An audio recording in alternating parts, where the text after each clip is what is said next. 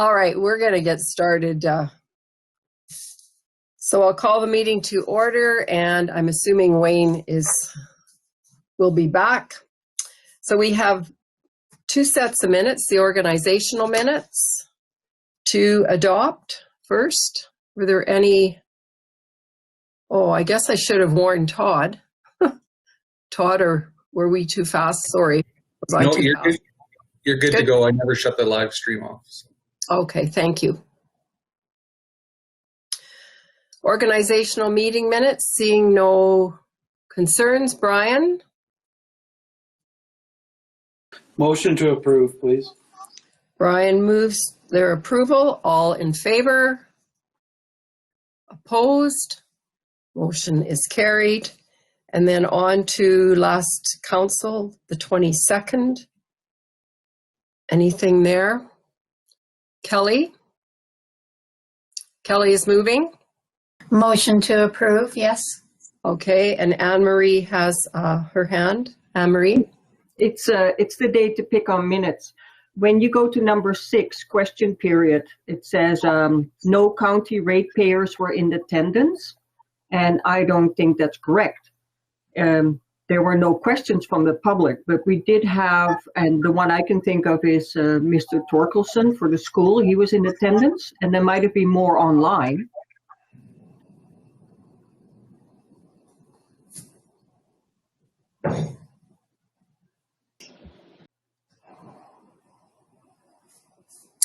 Okay.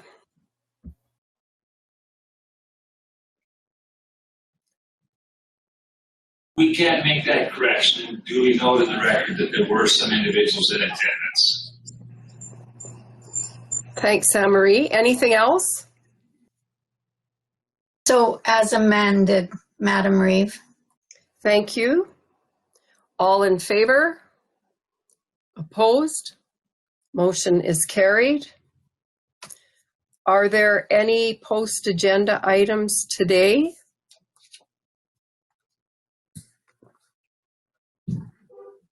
Hubie? Madam Chair, Brooks Bandits, if we could add that to the agenda. Okay. Anything else, Clarence? We had a little bit of a discussion already before the meeting, but I would like to have a bit of a discussion on Mr. Kenney's comments regarding taxation and how we should be handling these things. All right. I think there's been quite a there was quite a reaction in the chat line for sure. Anything else? Kevin? Madam Reeve, I don't know if it's an additional agenda item. We have talked about it before, but it's the Grasslands meeting on Monday and agenda items. So if council has any agenda items for that meeting, then I have to get it back to their administration sometime today, if that's possible. You bet. I thought I saw it on the agenda somewhere, but perfect. Anything else? All right, could we get a motion to adopt the agenda, please? Ellen moves. All in favor? Opposed? Motion is carried. And that puts us at question period, item 6. And we will just pause a moment to see if there are any questions online or from the public. So we only have 5 viewing today. So it must be a short agenda because I think our budget meeting, if I remember right, we had 13 viewing that important discussion. So pretty slow today. But while we're waiting, I filled out the Strychnine spreadsheet over the last few days with all the people that sent in forms. The ones that bounced around trucks and were missing for a while even showed up. But we received 111 forms back, so 111 farm operators sent back in for a total of 202 cases. So I think that's a very reasonable number. considering we're spreading that out over 3 years worth of applications. So pretty cool. I'm glad guys took advantage of that, and we'll get that form or the order in next week. Thanks, Todd. I'd just like to throw some random tidbits of information out for you.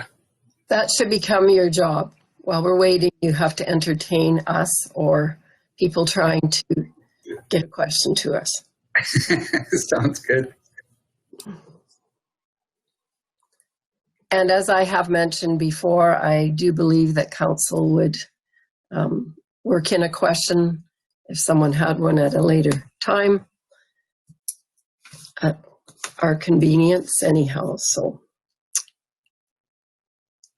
all right, we will move on to item 7.1, bylaws. Good morning, Council. The bylaw that is before you is the one that's required for Council to proceed with creating 7 divisions throughout the county. The document itself is very simple. Attached to it is Schedule A, which provides a map of the areas.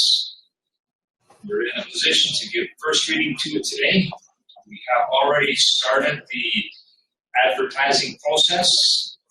Information package has been posted online to the county's website. It has sort of been promoted through social media, fanouts, and advertisements are running in the paper and on the radio stations as well. The Schedule A attachment is a cleaner version of the map that was reviewed by council during the last meeting.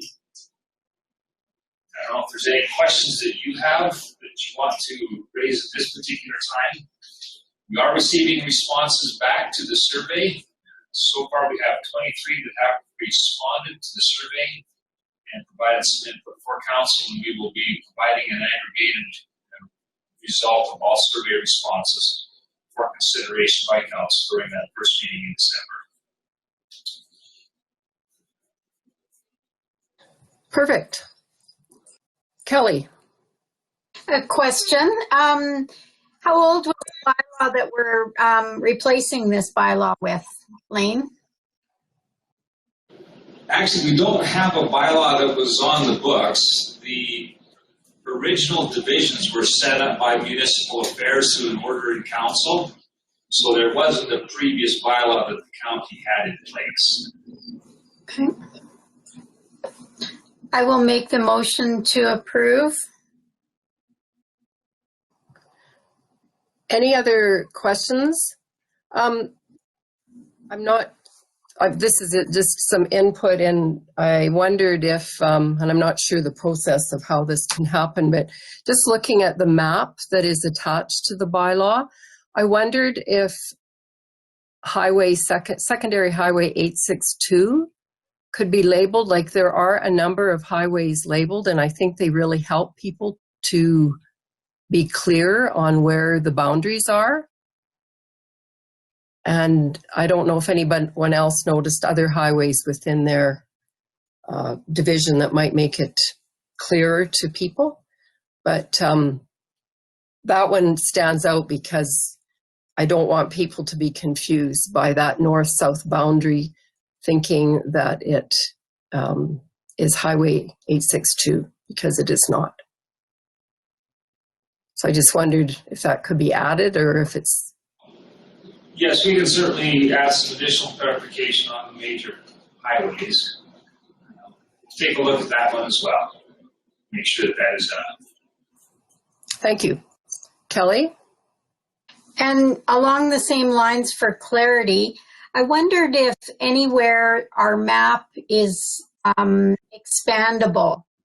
Anything that I've seen is a fixed map, and I wondered if there's a place where I can send people an expandable map. What you are seeing is PDF documents, and all we can do is zoom in on those. Let me check with GIS to see what we can do about linking the PDF to an expandable version. That'd be great, thanks. Lionel? Yeah, along the same lines that you were talking, Molly, even if some of the township roads and range roads were identified on the map, I think would be a benefit for some people, for maybe this person at least.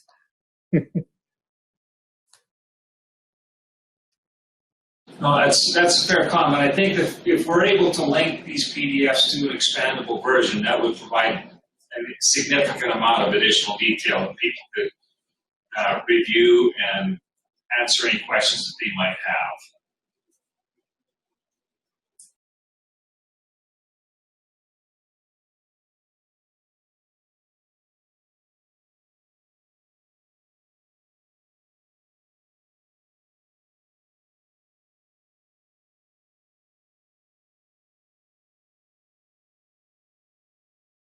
Your mic's not on, Molly. Sorry. Did someone make a motion already for the first reading? Kelly did. Okay, thank you. Ellen?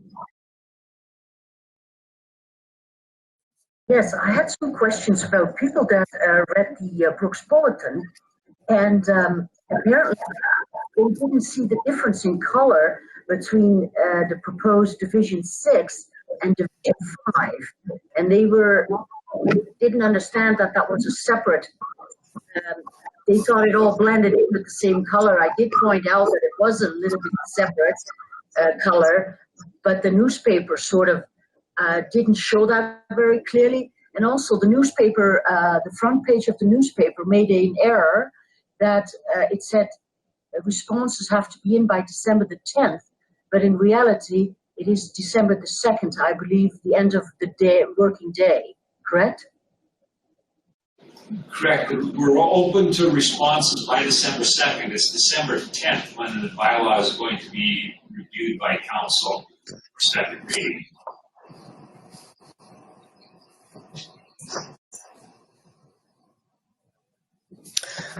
Clarence?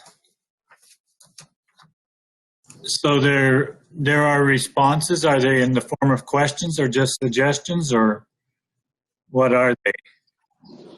No, it is the response to the survey. The actual survey document has been made available, and people are going online to the survey and responding to the questions that are in the survey itself. And there's a number of questions that are in there. Just the primary thing that we're asking for is which option people are in favor of and what comments they want to share with council.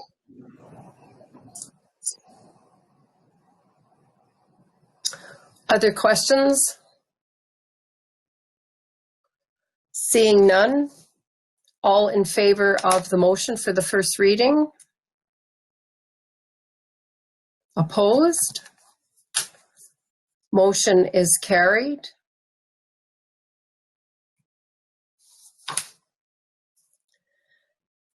We'll skip over item 8.1 and go to Maria's planning report.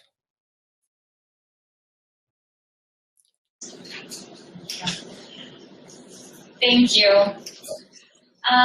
So October has been a little bit slower for development permits, as it always is, but we do have a few things happening. An application has recently been submitted for a cannabis production facility within the county, so it's at its very early stages.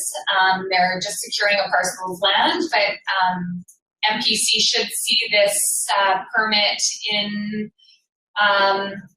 either this month or next month, so that's exciting. Brook Solar has not applied for any construction permits at this time, so Shanley has been in discussions with them, but it might be a while till we actually get their building permits or construction permits, pardon me. So construction, there were 30 construction permits in the month of October. 2 of these electrical permits were issued to the county, one for a greater storage compound in Gem and the other for traffic signal lights on 15th Avenue and Highway 873, pardon me. There was also an electrical permit issued for a compressor station by Rosemary, and JBS is having more work done. and their electrical permit was valued at $100,000. So they're working, which is great. Subdivisions. Well, we've had quite a few people calling in and asking about subdivisions and the process, and it's been a pretty steady endeavor for our department. So it's been really great. And then I also included a little blurb about municipal reserve. We did talk about that a little bit at MPC, but if there's any more questions, I definitely try to answer as much as I can. And that's it for planning and development for October. Thanks, Maria. Questions? Wayne?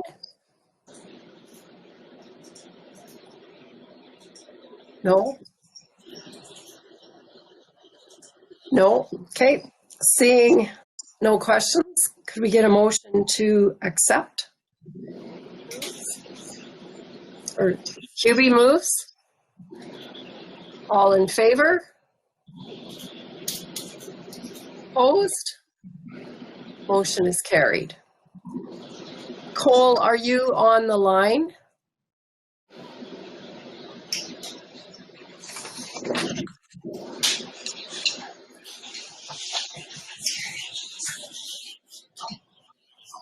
I don't see him, Molly. I can fire you an Okay. email or text when he comes on. All right. Well, we'll just carry on and wait for Cole. He was coming, right, Ariana, for 10:45? Yes. Okay. So we'll go to appointment to the City of Brooks Park and Rec Board. And there is a request for decision at item 9.2.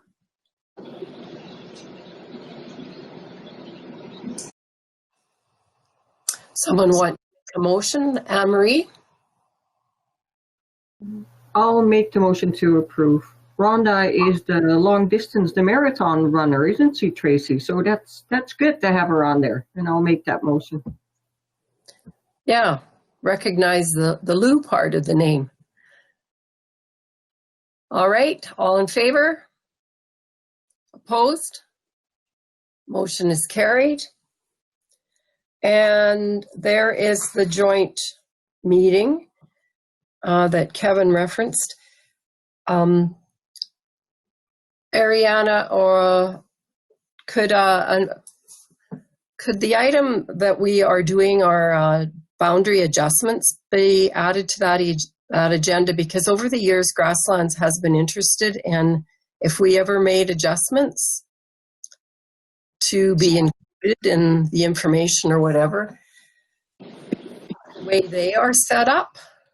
If anyone else recalls that discussion, but they have three members from the county and 3 from the city, and they have always had a bit of trouble with people understanding what those excuse me, what those 3 divisions, how they're set up in the county for the school board, because they're a little bit different, I think. So that would be a good item to add.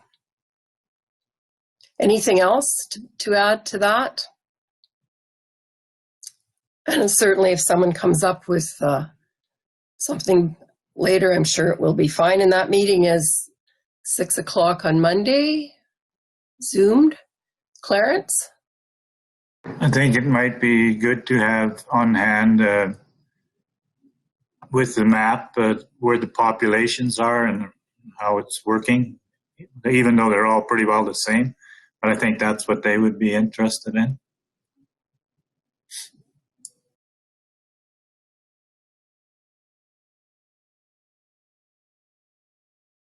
All right, that sounds reasonable.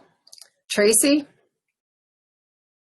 Of course, just a Tilly school update as well on where they're at with that. I don't know where the construction is and just how that's looking.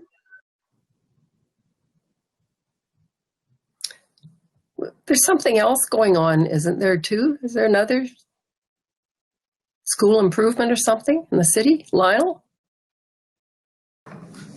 The Francophone school, they're Right. going ahead with that construction, so that would be maybe something you may want to discuss at that meeting. Yeah, they may not know much, but they'll know more than we do, certainly. All right. Wayne? Molly, is this going to be live site or Zoom? Do they know yet?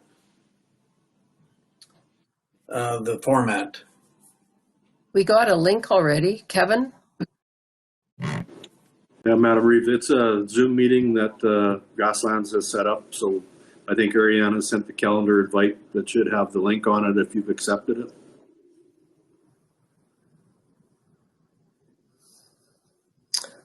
All right, we'll move to Cole's report because he has joined us. Hi, Cole. Hello, Madam Reeve. Thank you very much. I'll be quick. We've had a pretty busy week, couple weeks actually. If you look at my report that I've included, first and foremost would be the leak that's been ongoing at the Tilly pump house. It's been located, like I mentioned last month. It's been repaired and they're backfilling it as we speak. So there's no issues there and it should be back looking like normal and working like normal today. So that's very good news. That's been taken care of. You'll also see that we recently had a pump refurbished and rebuilt at the Rolling Hills pump house. Even though they tested it after they installed it, they had some issues with it shortly thereafter. So yesterday they came and pulled it again, took it back to their shop at Integrity Pump in Tabor. Looked at it, there's a small issues with it, and they are currently, as we speak, on site reinstalling it. So that should be back and working as normal again as well. So that takes care of the distribution systems in the hamlets. And then the only other thing to note is the wastewater collection system. We're going to be shutting off the Tilly Lagoon. It's almost completely discharged. Scandia and Rolling Hills were already taken care of because they were discharged onto the adjacent lands. And we didn't discharge Patricia this year because there wasn't sufficient amounts in the lagoon in Patricia. So that takes care of all the county lagoon systems. They're all done now, or will be done at the end of this week. So fairly short report, but we've been kind of busy. I might want to mention that we had some issues with Scandia today. They had a power outage last night at 4 o'clock in the morning. So the residents did have a little bit of issues with no water for a couple hours this morning. And that was due to, it was just a small little power blip and it wasn't enough to turn on the generator set out there. But we did notice that we had a failing battery backup system. So that caused the whole computer system to shut down and basically render all the pumps and everything not working. So we have in phase going out there to replace that battery backup system, and it's up and going. We were out there, including myself, this morning around 8 o'clock and managed to get that all fixed up. So if you do hear some feedback about that as to why there was an issue in Scandia, that was because of the small power bump. So. And that's the extent of my report. If there's any questions, I'd be happy to answer them. Councillor Kalin. So Cole, when they order parts for these lines that are waiting repairs, where do you order them from? Because it takes a while to get them, doesn't it? Those size ones, they don't have those on shelves. So they were custom made, and that's right from IEPS. They manufacture them. So, you know, we kind of switched over from a glue together Schedule 80 pipe, and we put in more of what's common throughout distribution systems, a push together gasket bell and spigot type.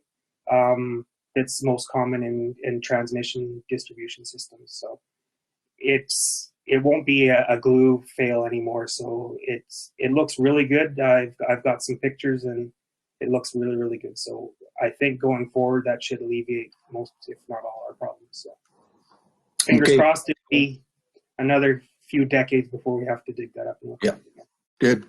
Thanks. You're welcome. Other questions?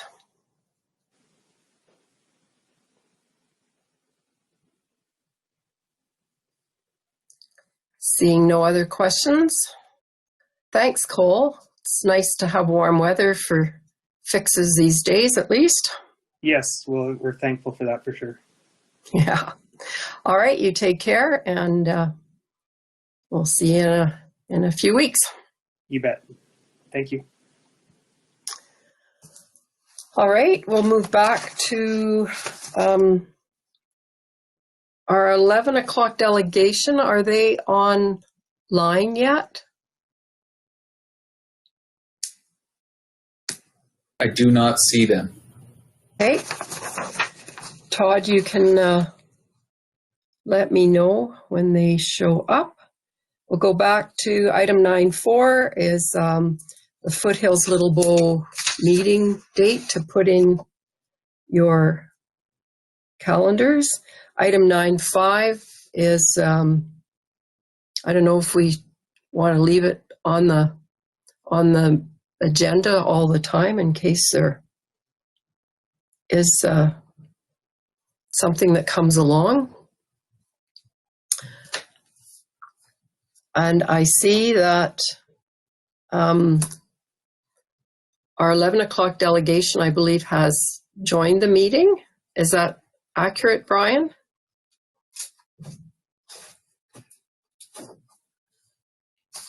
Thank you. Thank you. I had muted my microphone and turned off my camera, so as not to jump in. I was just joining early there. Okay. Well, we are to listen to you if you are ready.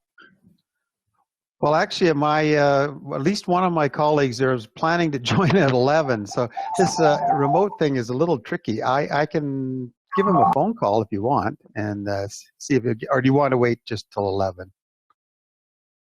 Yeah.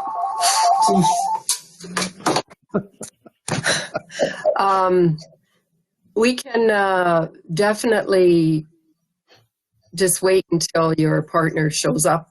There's no big rush. I just every electronic item I have around me has a different time on it, so I never know what to believe. So we can we'll go on to something else on our agenda and come back to.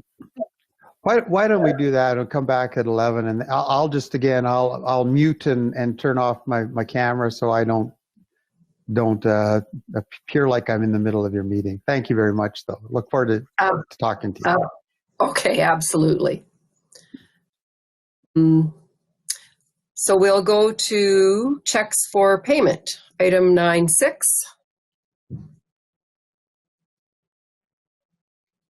Any questions for the payment register, item 9.7? If not, we can get a motion to accept the payment register. Lionel is moving, correct, Lionel? Okay, all in favor? Opposed?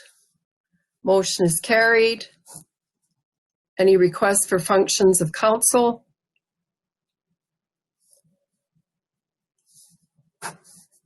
Mark, are you around? I'm here. Awesome. Okay, report for October. Municipal enforcement kept up with patrolling for the priorities as per the Alberta Traffic Safety Calendar. And one warning issued for one of those items between pedestrian safety, wildlife, and fatigue. 32 warnings and 15 tickets issued due to another 30 investigations over the past month. We have wrapped up an annual meeting with each of our partners with positive feedback. Everybody appreciates the efforts of the Partnership on Municipal Enforcement and the other communities, including the EID that we patrol for. Fleet Services is keeping up with things. We received 5 of our fleet trucks there last month. They're still working on rolling the old fleet in, stripping them down, and rigging up the new fleet. And the Fleet and Inventory Assistant is currently working on obtaining the IPWEA NAMS Canada Professional Certificate in Asset Management. There are a number of us in the organization that have that already, but we are continuing to chip away at our asset management plans to get them all in place. Operation side of things, obviously, we've had a dose of winter already, and the forecast is not looking that great this weekend for us, but we are ready. Plow trucks are ready to go, graders are ready to go, and it's just it's that transition period. So we are hearing about some rough roads out in the county of Newell and stuff like that. Grader operators are trying to get those bladed up. The road surfaces were kind of frozen at a period of time. Warm weather this past week has definitely thawed that, and they're back trying to take those rough portions of road out and prep us for winter. What else do I want to highlight here? EID partnered with us on 2 other smaller drainage projects in Rolling Hills. Both of those are complete, south of Highway 525 on each of Range Road 13.3 and 13.4. We've got the 15th Avenue, 2nd Street West, Highway 873 traffic signalization of that intersection going on. The stop bars have been placed down on the ground. I see it's creating some confusion for some people. They see the big thick white line across the road as we await for the traffic light standards to be put up and put into service. But that's expected to be completed not later than December 15th. Bazzano aggregate crush is complete, and piles have been measured, and payments are in for processing. North Headgate's contractor is working on the road redevelopment throughout that area, and that is coming along nicely. And with that, we're just hoping to get a lot of that ready so that Fortis can do their power relocates as planned over the winter. And we made it through a presentation with a budget to council, which was great. We're working on a communication plan for municipal services, which we recently engaged the other departments within the county for internal communication purposes. We're working on the municipal services professional development plan as well for all positions, and also working on development of strategic plan with an update to the SWOT analysis. We have a tendering of the farmed lands around the lagoons of Scandia and Rolling Hills that has to take place, so that we can get potentially new or returning people with those contracts for probably a 5-year period, I think is what we're going to look at. We're going to have a meeting next week to determine what is a good time frame to consider with the lease agreement, and make sure that our terms and conditions, because they're unique with having to receive the effluent of the lagoons, and as well, the door-to-door solid waste collection in the hamlet of Scandia must be re-tendered or re-quoted. So those are the ongoings of the department, trying to keep within timelines of your delegation for 11 o'clock. So I'll give you 1 minute to ask any questions. Well, I'm glad I know the time now. Wayne. I've got a problem with the budget. I see that we issued 15 tickets. Now, was that just for the month? Yes, just the month, Wayne. Okay, so we're talking maybe 200 tickets a year, and we want to spend 22,500, I believe it is, on new material for e-tickets and that. Maybe that's just a little bit much. Well, that e-ticketing from the budget presentation, that's going to be a legislative component coming down from the province. So I don't think we're going to be able to step away from that item in the budget. When is it coming, though? I believe it all needs to be in place by the end of next year. Another thing that the government passes down to us.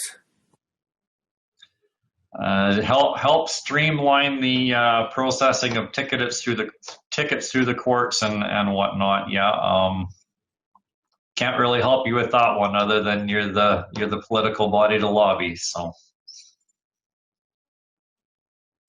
A gift from above. Hubie and Ellen. So Mark, usually you and your staff are able to take in seminars and courses at RMA in Edmonton. So are you able to take these courses online lately to get caught up on things? So for ourselves, my association is AMSA, the Alberta Municipal Supervisors Association. We're a group of public works professionals. Our association decided to not proceed with anything this year. What has resulted, though, is the American Public Works Association has taken a lot of their stuff online, and therefore our support staff that generally don't get to go to these conferences and conventions and stuff because travel, accommodations and whatnot, the doors have really been open for them to attend some of this stuff. Snowplow operator certificate is one of the ones that our 6 truck drivers and 3 maintenance operators, I believe, secured.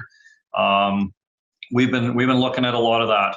Terry, Jeff, myself, our operations foreman, Jason, we're all taking regular courses here as of late based on new offerings from them taking everything online. So I think there's a lot more that we're going to be able to offer staff if they keep up with this standard, but that's how we're trying to keep up. Okay, thanks, Mark. Good stuff.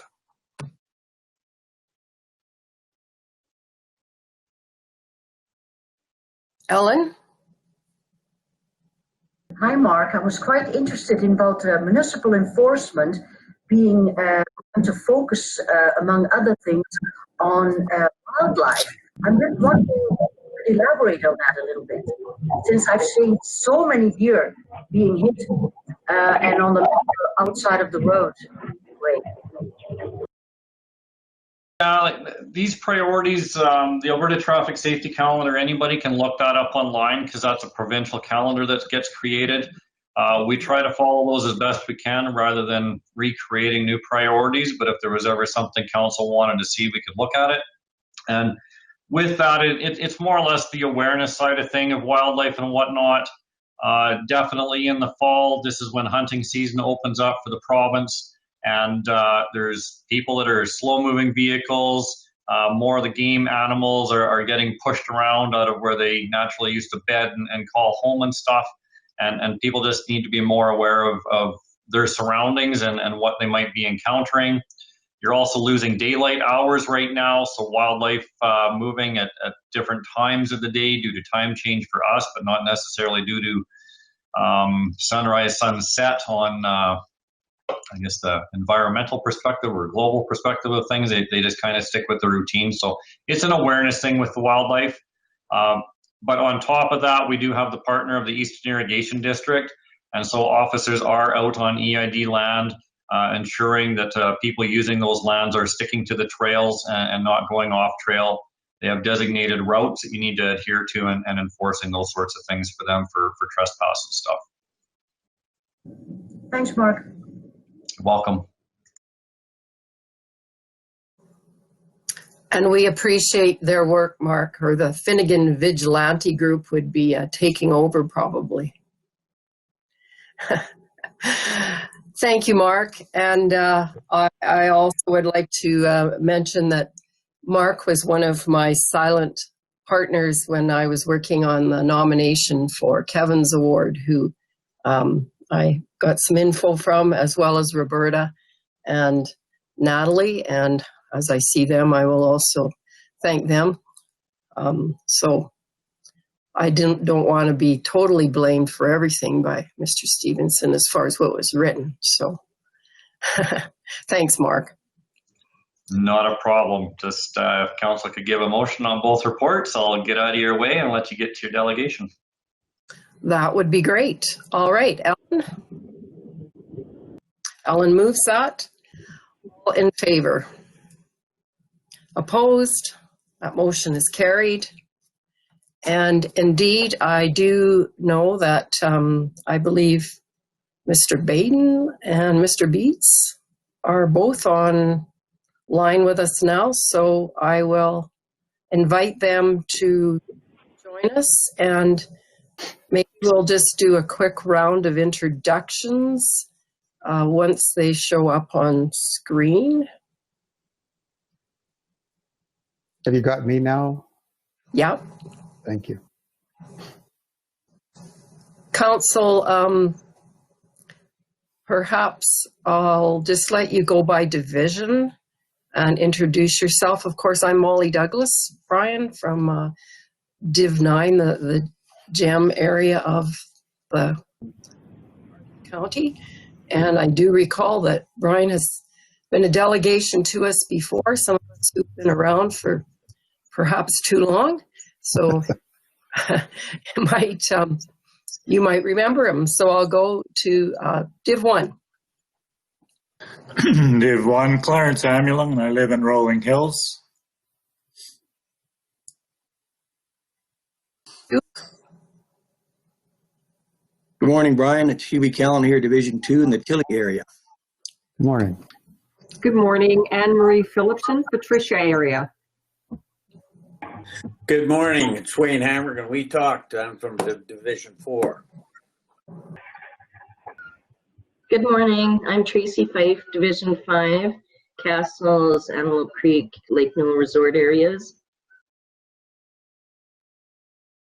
Good morning.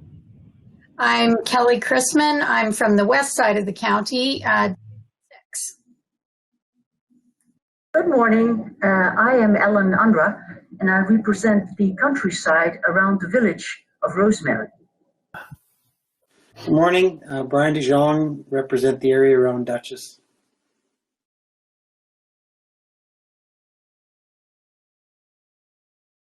And I was introduced. So Lionel? Good morning, Lionel Juss. I'm from Division 10, which is north and east of Brooks. And staff on this, Kevin? Morning, Brian. I'm Kevin Stevenson, County Administrator. Welcome. Morning, Kevin. And in our other area of the screen? So Lane Johnson, Director of Corporate Services. Ariana Gilson, Executive Assistant. So I think that's all of us. And so we'll just turn it over to you gentlemen, and you can introduce yourselves and start your presentation, please. Thank you very much. As you heard already, my name's Brian Beats, and with me today is Greg Baden, who is the president of Integrated Energy and Power Solutions. Why don't we just, Greg, I'm not sure, Greg, are you there? I can't see you. Brian, this is Frank. I'm on. I couldn't connect on video, but I'm on audio. Thanks, Frank. Also then on audio is Frank Basic, who's our Vice President of Engineering. If we don't get, for whatever reason, if we don't get Greg on immediately, hopefully this way when I make mistakes, there won't be anybody there to actually correct what I've said improperly, and it'll go much more smoothly. So, and I don't want to take a lot of your time. So, although I did want to point out the photo that you see the painting you see in the back of me is actually an old farmstead from Badger Lake. So it's which is apparently now underwater, unfortunately. So I'd like to really thank you very much for providing us this opportunity to make a presentation. Oh, and sorry, what I should do now is try to attach the slides. Let's see if I can do that. Just a moment here. And there we go. Can you see those? Yes, we can, and that's great. We also have them in our package, but they're up on our screen, so that's pretty handy. Thanks, Brian.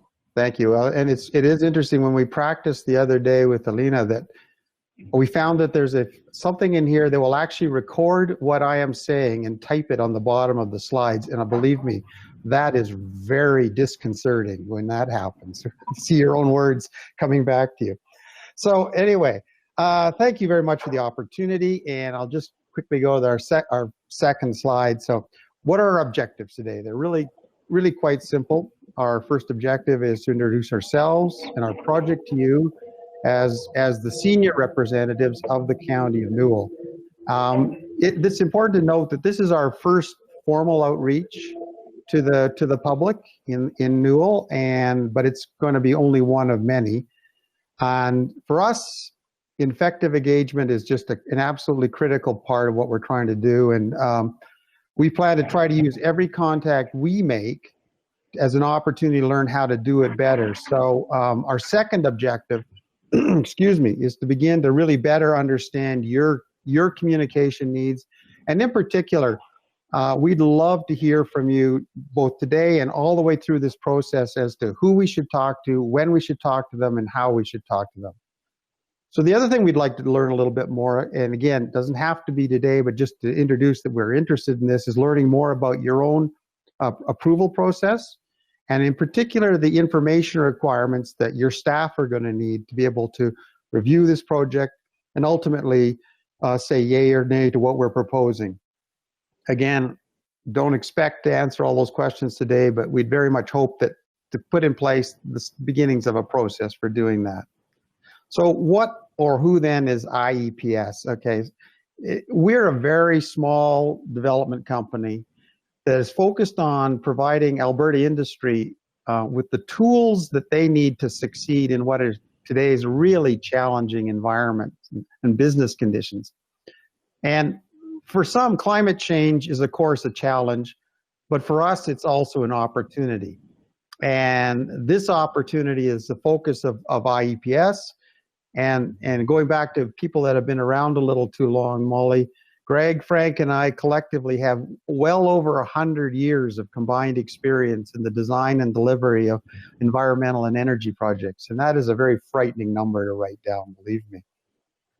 So let me just go to the third slide then. Hopefully that's clear. What then are we proposing? We are proposing to build a green hydrogen generation facility in the County of Newell. The project is designed to convert 100,000 megawatt hours of renewable, and I'll emphasize that, renewable electrical power into approximately 2,000 tons of hydrogen a year. And the creation of hydrogen from water is accomplished through a process known as electrolysis. When I was talking to Wayne, I reminded him of way back in his chemistry 10 or whenever we all took that in high school, when you put electrodes into a beaker with some aluminum foil and ran power through it, and there, lo and behold, you made hydrogen gas. It's basically exactly that technology. It's extremely well established, but until recently, electrolysis has been used for producing hydrogen in only relatively small applications.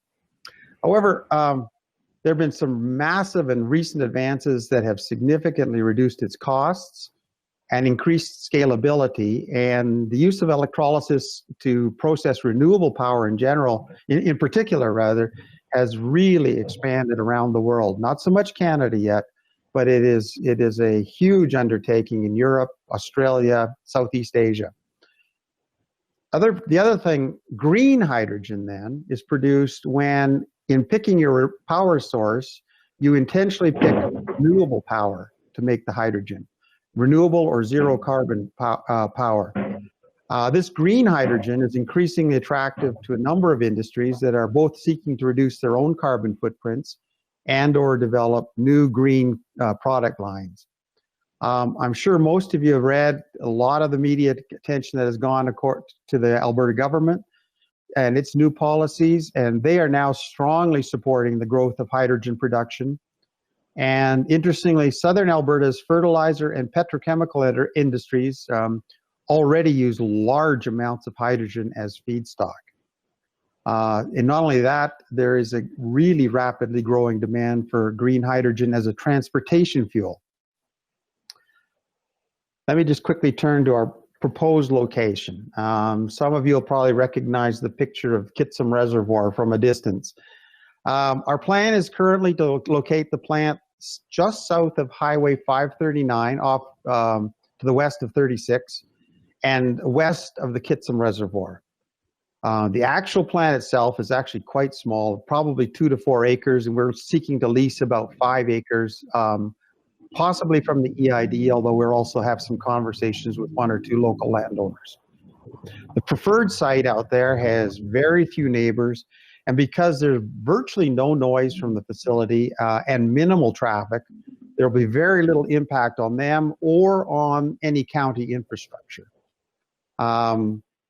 The actual emissions from a project like this are absolutely minimal. Basically, we will be producing a certain amount of blowdown water from water treatment that'll stay on site.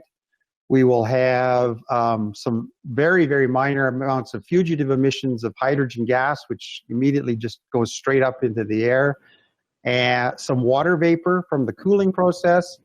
And then the irony is our biggest emission is pure oxygen. And as your Reeve has pointed out, somebody will probably find a reason to say that's a bad thing, but hopefully that will not become an issue. So it's basically, you hesitate to say this, but there literally are no bad things produced by the electrolysis process. We've now approached the EID, and we're in the process of setting up discussions regarding both the acquisition of a plant site as well as the conveyance and storage of the water that we're going to need for the project. This proposed location is very close to both transmission as well as the local power distribution system, so we expect minimal new power line construction will be needed. And finally, we're in the process of working out the optimum method of transporting hydrogen from the site. Those discussions are still underway, but we hope we'll be able to share more about that phase of the project in the very near future. Turn to the next slide. We put a lot of focus on safety with our project, in part because hydrogen generation facilities routinely generate public concerns regarding safety, and working safely with hydrogen really does require a commitment to following safe practices and attention to details. But hydrogen, like all other fuels, has some degree of risk with it, and due care has to be placed on its handling.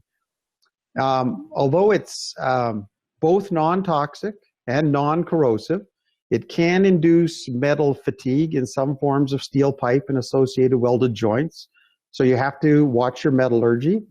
And although hydrogen is much lighter than air and therefore dissipates very rapidly if it's released, it also ignites more easily than either propane or natural gas. So again, you have to be aware of that. So to reduce the risks, hydrogen in our site will only be stored in well-ventilated, ideally open air conditions with appropriate setbacks from other facilities. All the tanks and seals will be made from materials heavily resistant to the effects of hydrogen, and that will be also inspected regularly. There will, of course, be no sources of ignition, including open flames, sparks from friction, or electrical circuits permitted anywhere near where hydrogen is stored. And finally, our staff will be very well trained in identifying and responding to potentially dangerous conditions should they actually occur. Just turn you quickly to power supply. Power is, of course, a key project input. and I know the County of Newell is very well aware of this. Alberta has made massive investment into renewable power, and there are plans out there for significantly more. But we've also heard from even some of your residents that some of those plans appear to be not moving forward as quickly as possibly people had expected. We believe that without new markets for renewable power, and furthermore, the ability to store renewable power when it's generated during periods of low demand, the potential growth for this industry just simply may not be achieved. Our project will help the renewable power industry greatly in meeting both of those objectives. Oh, and I should have said, Molly, that if people want to jump in, I know it's hard to do with these presentations, but if our questions do pop up, of course, just, I know you can electronically raise your hand, but I'll just continue. But if they have questions, I'd be happy to answer. Let me turn to the next slide. Water, of course, is another key project. Again, this is a picture, by the way, of the Bow River taken from the Majorville hillside of the river, looking north and east towards Brooks. We're really well aware that careful use of limited water resources is an important issue through southern Alberta. So what we have done is we have arranged through a contractual arrangement with Bow City Power Limited to receive approval from Alberta Environment and Parks for a 10-year preliminary certificate for withdrawal of up to 1.2 million meters cubed of water annually. That particular water withdrawal application has been modeled by AP now, and our expectation based on those discussions is that public notice of that application will be issued sometime in November. Now, the initial water license for this project, or water demand for this project, is much smaller than that. Our annual diversion is probably about 25,000 cubic meters, or to put it in irrigation terms, about 20 to 21 acre feet of water.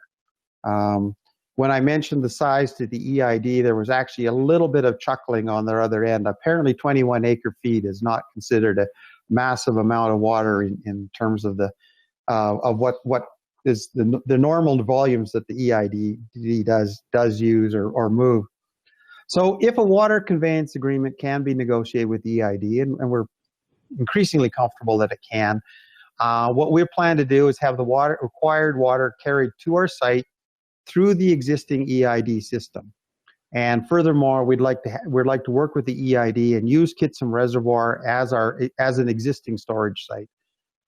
This is a real benefit to us from a capital cost perspective, and it's a real benefit, we think, to the county, since it means that we will basically need literally no infrastructure to take water within 2 kilometers of our site, and then we'll just simply have a very small diameter pipeline moving water on a daily basis from Kitsim Reservoir to our site. That obviously will reduce impacts to the region significantly. Turn to the next slide. Again, as I said earlier, we really are committed to stakeholder engagement. We believe it to be effective. We have to ensure that issues are identified, recorded. We have to offer meaningful solutions when we can, and when we can't, we have to provide honest answers to folks as to why we can't address their particular problems. But we do notice that for this particular project, the more traditional face-to-face meetings, open houses, town halls, anything like that, are probably going to be difficult to accomplish, at least as long as we're trying to keep people safe. And so we're actively looking at other tools, including things like webinars, making a much bigger use of our website, for example, to answer questions.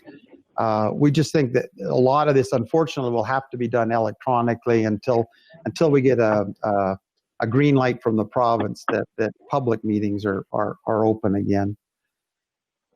We've put, next slide just shows, we've put together a first attempt list of who we see as our potential stakeholders. As you say, nearest neighbors, area irrigators, we've got other area residents, the county, of course. We'll speak to the city of Brooks as well. Any other local governments we know any of the other regional towns around us, we're more than happy to talk to them. The Eastern Irrigation District, we'll reach out to the Siksika First Nation, other area industries, potential suppliers, etc., etc.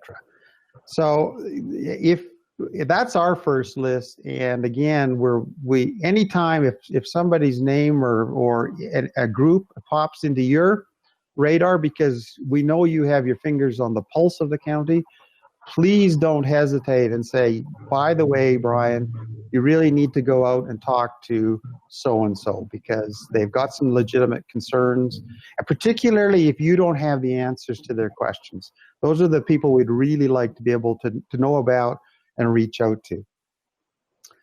And of course, the other stakeholder is the county. We see you as probably our most important stakeholder in this process, and we believe that over time we're going to be seeking from you a fairly broad range of information on things like transportation impacts, public safety concerns, etc.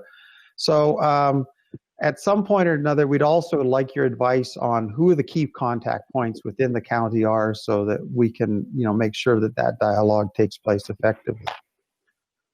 The last slide is just around project approvals. And, you know, we recognize that public confidence in the approval process is critical to project success.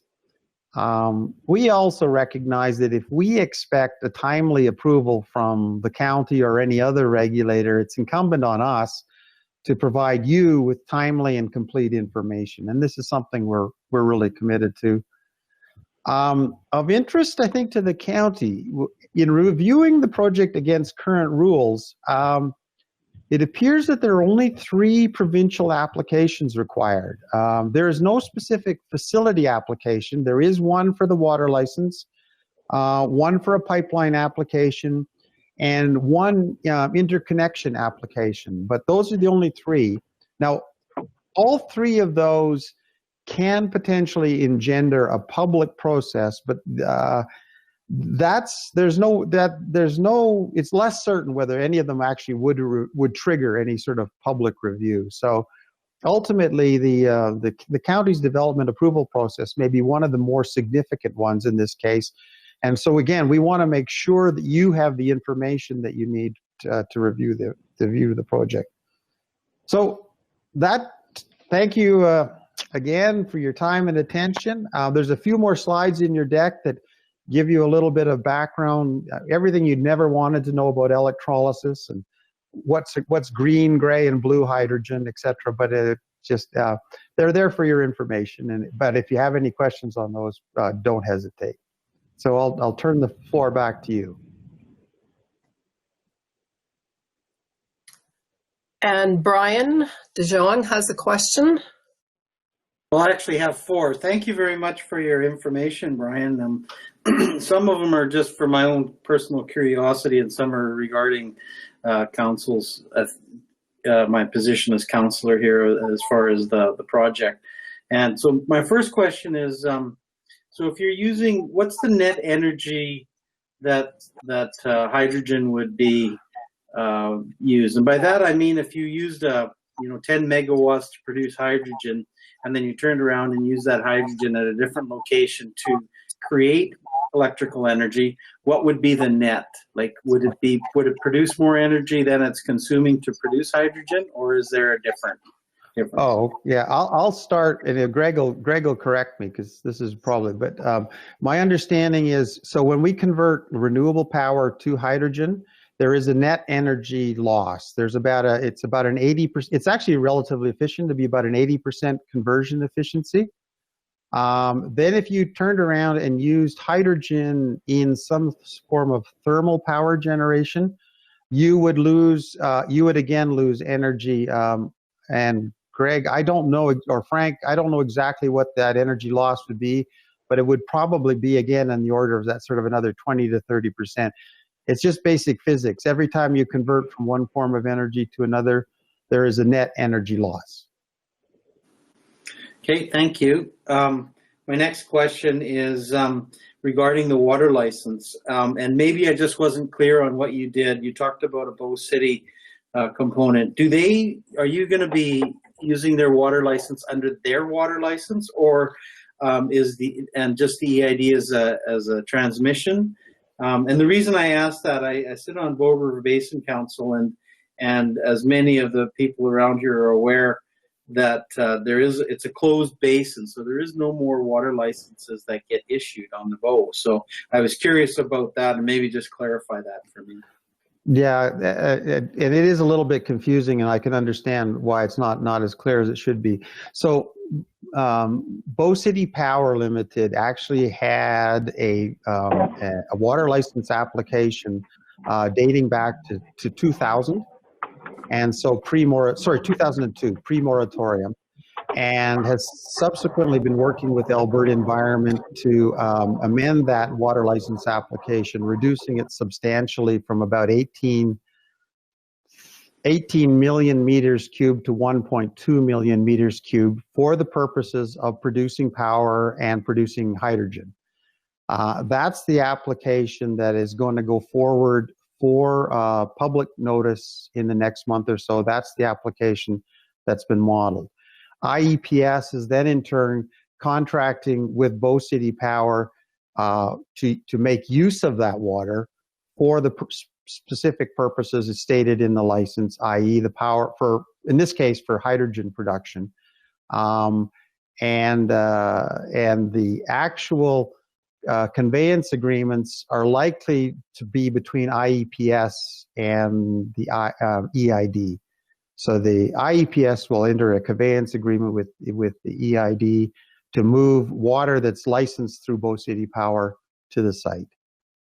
So just so I'm clear, that's an application. It's not actually, they don't actually own a license or have access to a license right now. It's in an application stage? That's absolutely correct. The application will be going out for public notice in the next month or so.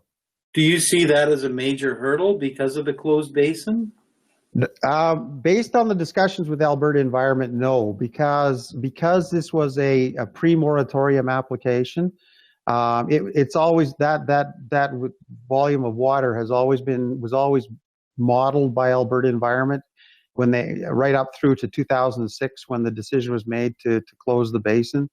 So the discussions with them suggest that they're prepared based on the water shortage response plan, a couple of other things to approve that application. I don't want to put words in their mouth, but they're prepared to take it now out to public notice.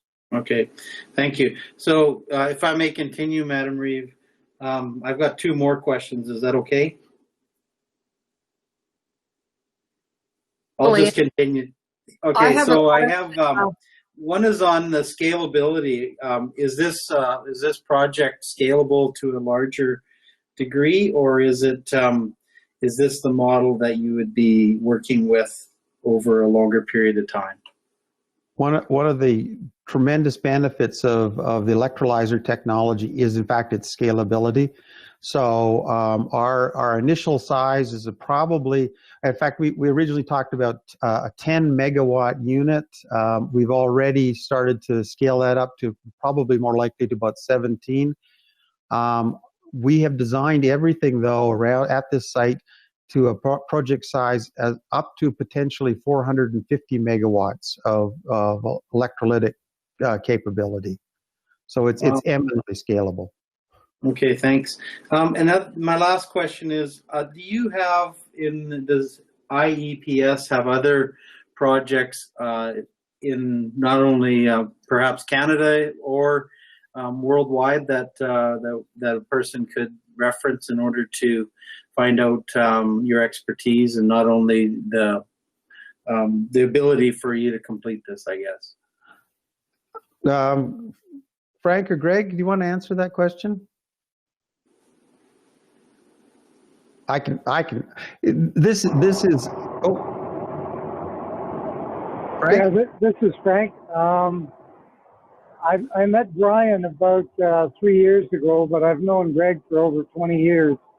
We have mutually completed combined cycle gas plant in Canada, and on my own, under my own company, I've worked on about 3,500 megawatts worldwide of thermal and renewable energy projects that rang the cash register around $4 billion. And but IEPS, let me jump. IEPS was created specifically for this type of project. So there are no other projects right now under IEPS. Okay, thank you so much for answering those questions.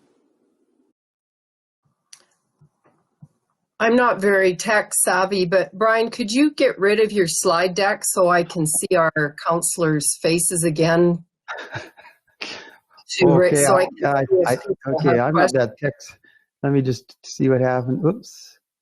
No, that's not what I want. Shoot. One moment here. Oh, here we go. All right. Thank you. Did that work? Excellent. Yes, I can see you and the rest of them. Anne-Marie has a question. And hello, Brian. Maybe you have answered it and I just missed it.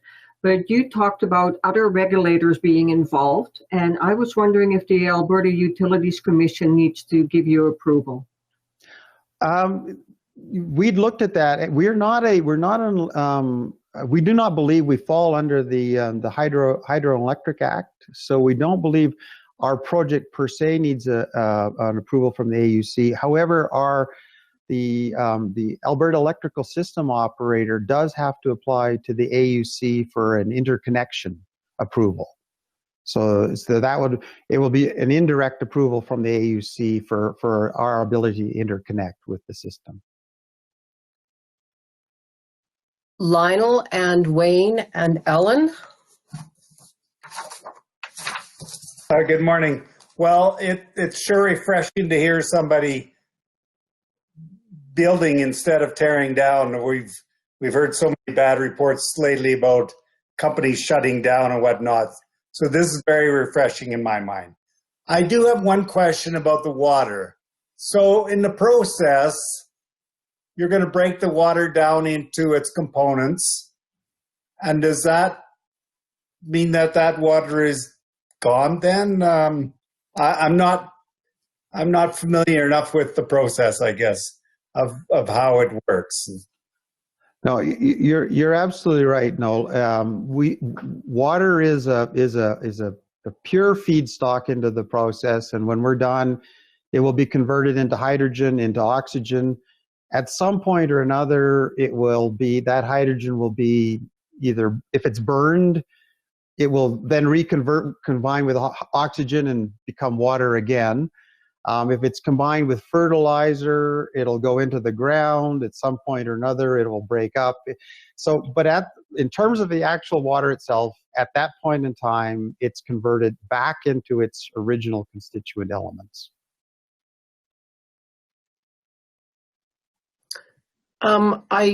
Greg Baden had his hand up for a while, so ahead of people, so maybe I'll see what Greg is wanting to add or ask.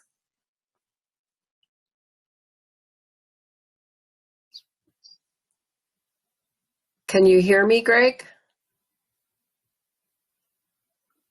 We must. Okay, well, we'll go back to our questions, and certainly we'll back to him. It's too bad because Greg makes Frank and I look like dummies on a lot of this stuff. So he's a pretty smart guy. We'll make sure you get a chance to meet him in person. It might be better for most of us that we're talking to you then. Okay, next is Wayne. I got a couple questions. First off, how many employees do you believe that you'll employ at the site? And I was waiting for that question, Wayne.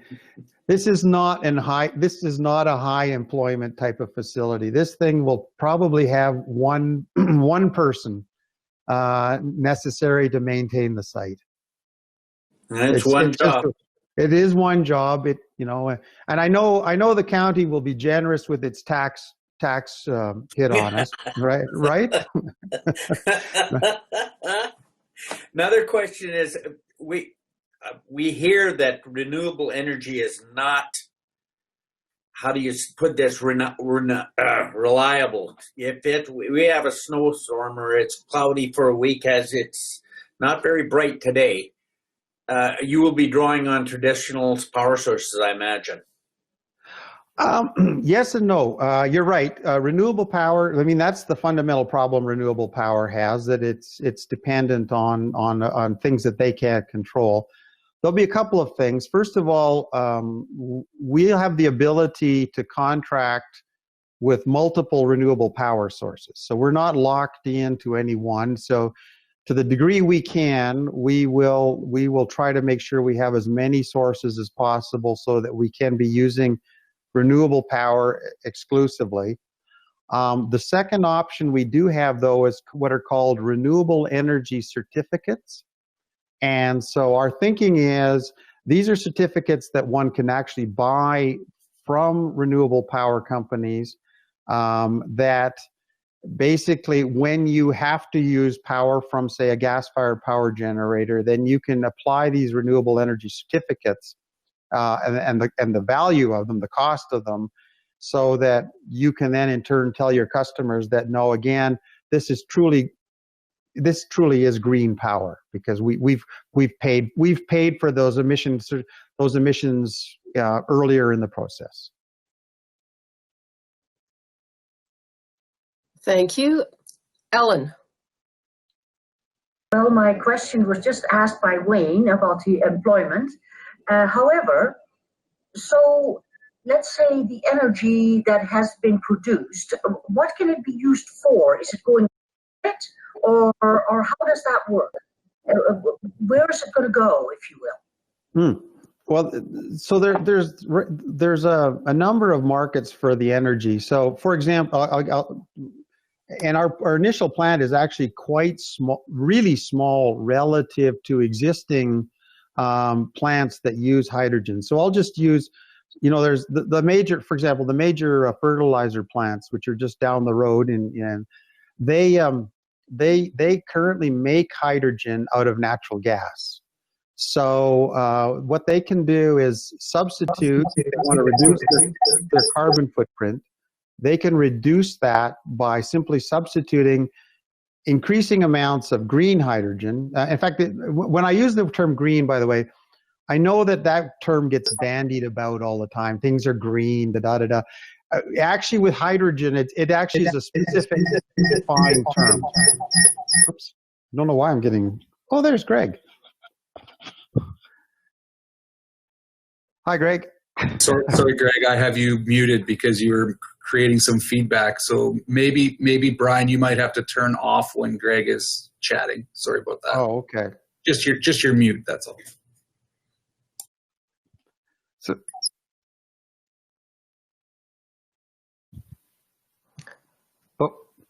I think Greg is still muted.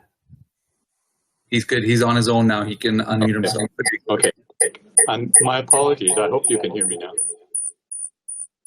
I couldn't get in on my computer. I'm working on my iPad. I might be causing the feedback. Okay, that might have, there. Did that help? All right. My apologies for this. I'm not as technically competent as I should be. I just told everyone you're brilliant. There was a question about the use of hydrogen. And hydrogen is one of the most fundamental, well, it is the smallest molecule and most fundamental compound that is used. It produces thousands of different commodities. And particularly, I think one of the interests for us is potential in fertilizer. It is the basis for ammonia-based fertilizers. And the current option is to produce hydrogen through what is called steam methane reforming. It's converting natural gas, splitting natural gas into hydrogen and other components, including carbon dioxide. So this is an option, a pathway for essentially green fertilizer that I think is something that in the future is going to come in great demand. Thank you for that. How exciting. Yes, thanks, Greg. We have some more hands up. So Clarence and then Tracy.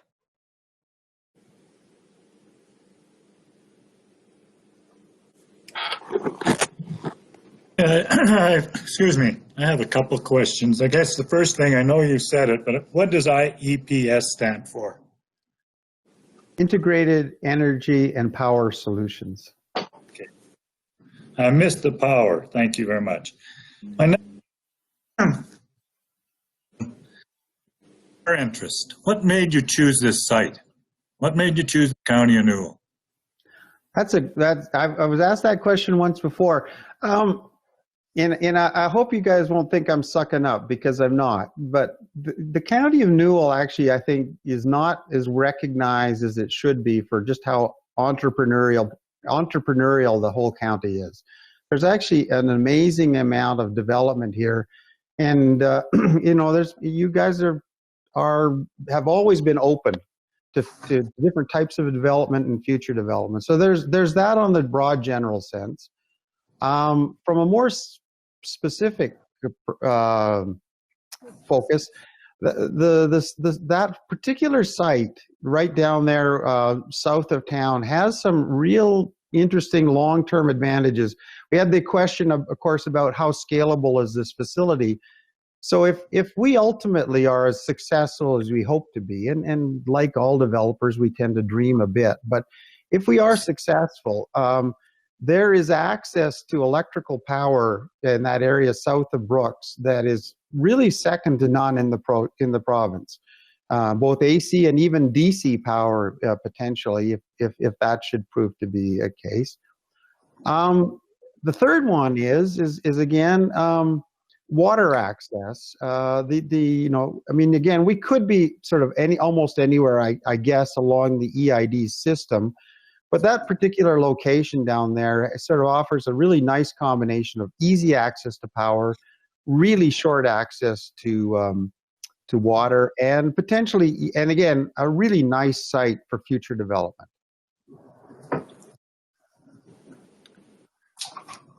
Thank you very much. I appreciate that answer. What type of government regulations or red tape, or I guess more of the regulatory aspects are you under, or is this something that's really not governed much by provincial powers? Clarence, I think the short answer is the latter. Oh, sorry, I cut you off. No, you're fine. Okay. We've been looking at the regulations, and the actual facility, it's not a facility that would normally be regulated by the Alberta Energy Regulator. We're not we don't deal in hydrocarbons. Excuse me, we're not generating electricity, so the Alberta Utilities Commission, other than our need for an interconnection into the system, which would be run actually by the ISO, is not a normal regulator. And ironically, because we have so few emissions, we really don't trigger anything under the Environmental Protection Act. So as in our view, the development permit may be the most significant approval that we need for this project, and the one that where we really need to focus on making sure you as the county have all of that kind of information that you might need to approve this facility. Well, thank you, Brian. Well, how do you know? Thank you very much. Tracy, I think, was next, and Lionel, and I will get to Jeff and introduce you to Jeff in a bit, Brian. Tracy? My question, how long of a construction time is it to set your facility up? And what types of contractors and equipment and stuff will it all involve? Sort of along those lines, like construction timelines and when you would start. And why don't I turn, Frank, are you still there? I am, Brian. But the construction period is very short. Equipment goes in the building, so once the building's built, you're out of the weather risk, with the exception of of course, the wires and the water feeding line. And so, because you have no weather risk and everything is containerized, electrolyzers are componently built by the manufacturers and then shipped in containers, which you then assemble at site. And it's basically a weld together, bolt together, connect the wiring type of process. There's some civil work involved, of course, driveways, roads, external storage, and some water control facilities. We're working on identifying surface water control facilities. I would say the construction period would be less than a year combined.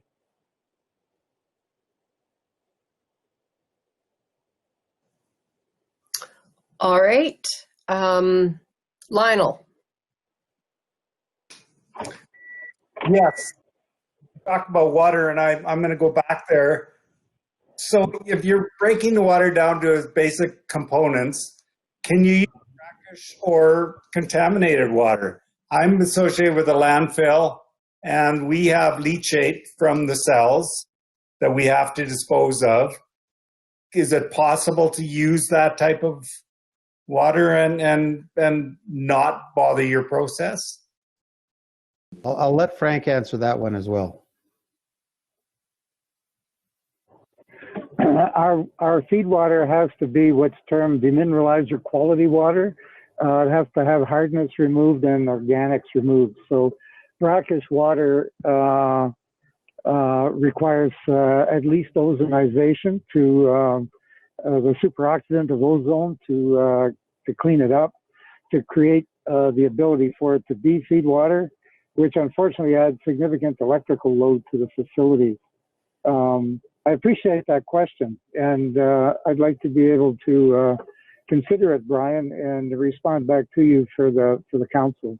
It's something that I hadn't considered as potential for additional feed.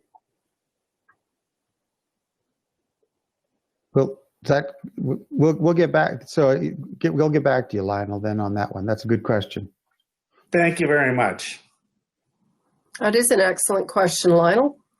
On our screen is Jeff Tiffin, who is our Manager of Planning and Development.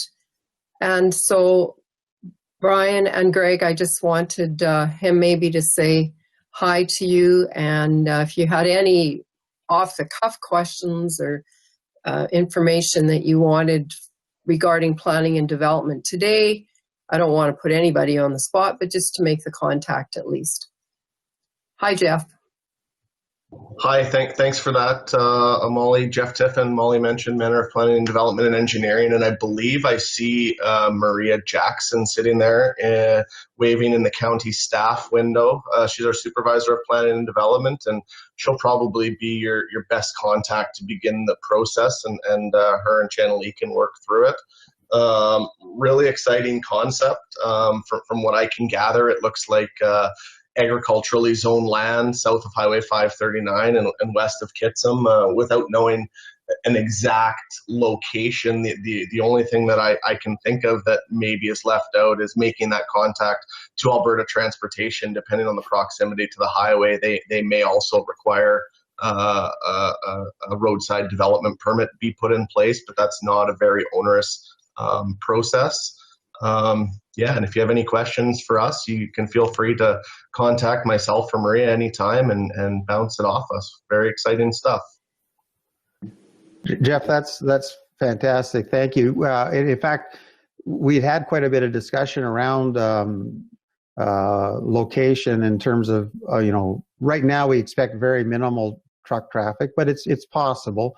So our goal is to locate as close to 539 as we can, and ideally at a place that already has an access point, so that we can, we know safety is a massive thing for you guys as well. So the fewer access points to a highway, the better. So that's one of our goals. And as I was pointing out to the guys, ever since you fixed the bridge at Bow City, the truck traffic on 539 has gone up immensely. So I said we would probably not show up on your radar in terms of additional traffic on that road. And just to clarify, that 539 road is an Alberta Transportation highway, so we don't have jurisdiction over that stretch of pavement. Oh, okay, good to know. Thanks, Jeff. Any approach considerations or construction and development within the 1.6 kilometers or 1 mile of that highway would also require that approval of Alberta Transportation. That's exact. Thank you very much. That's exactly and Molly, that's exactly the kind of advice we were hoping from your guys. Just that additional knowledge is invaluable. Thank you. You bet. Brian? Yeah, I had another thing that popped into my mind here is that there's a carbon capture facility that's operated by the University of Calgary in that area too, and it's really close to the 539 highway and just north of Kitsim. So I don't know if you're familiar with that project, but it's got a very small footprint also, but it does exist in that area. And I don't know if that's as far as an access, whether you could partner with them, but that might be something worth checking out. Well, thanks, Brian. We just became aware of that just a couple of days ago. So I'm going to be actually down on the site again tomorrow.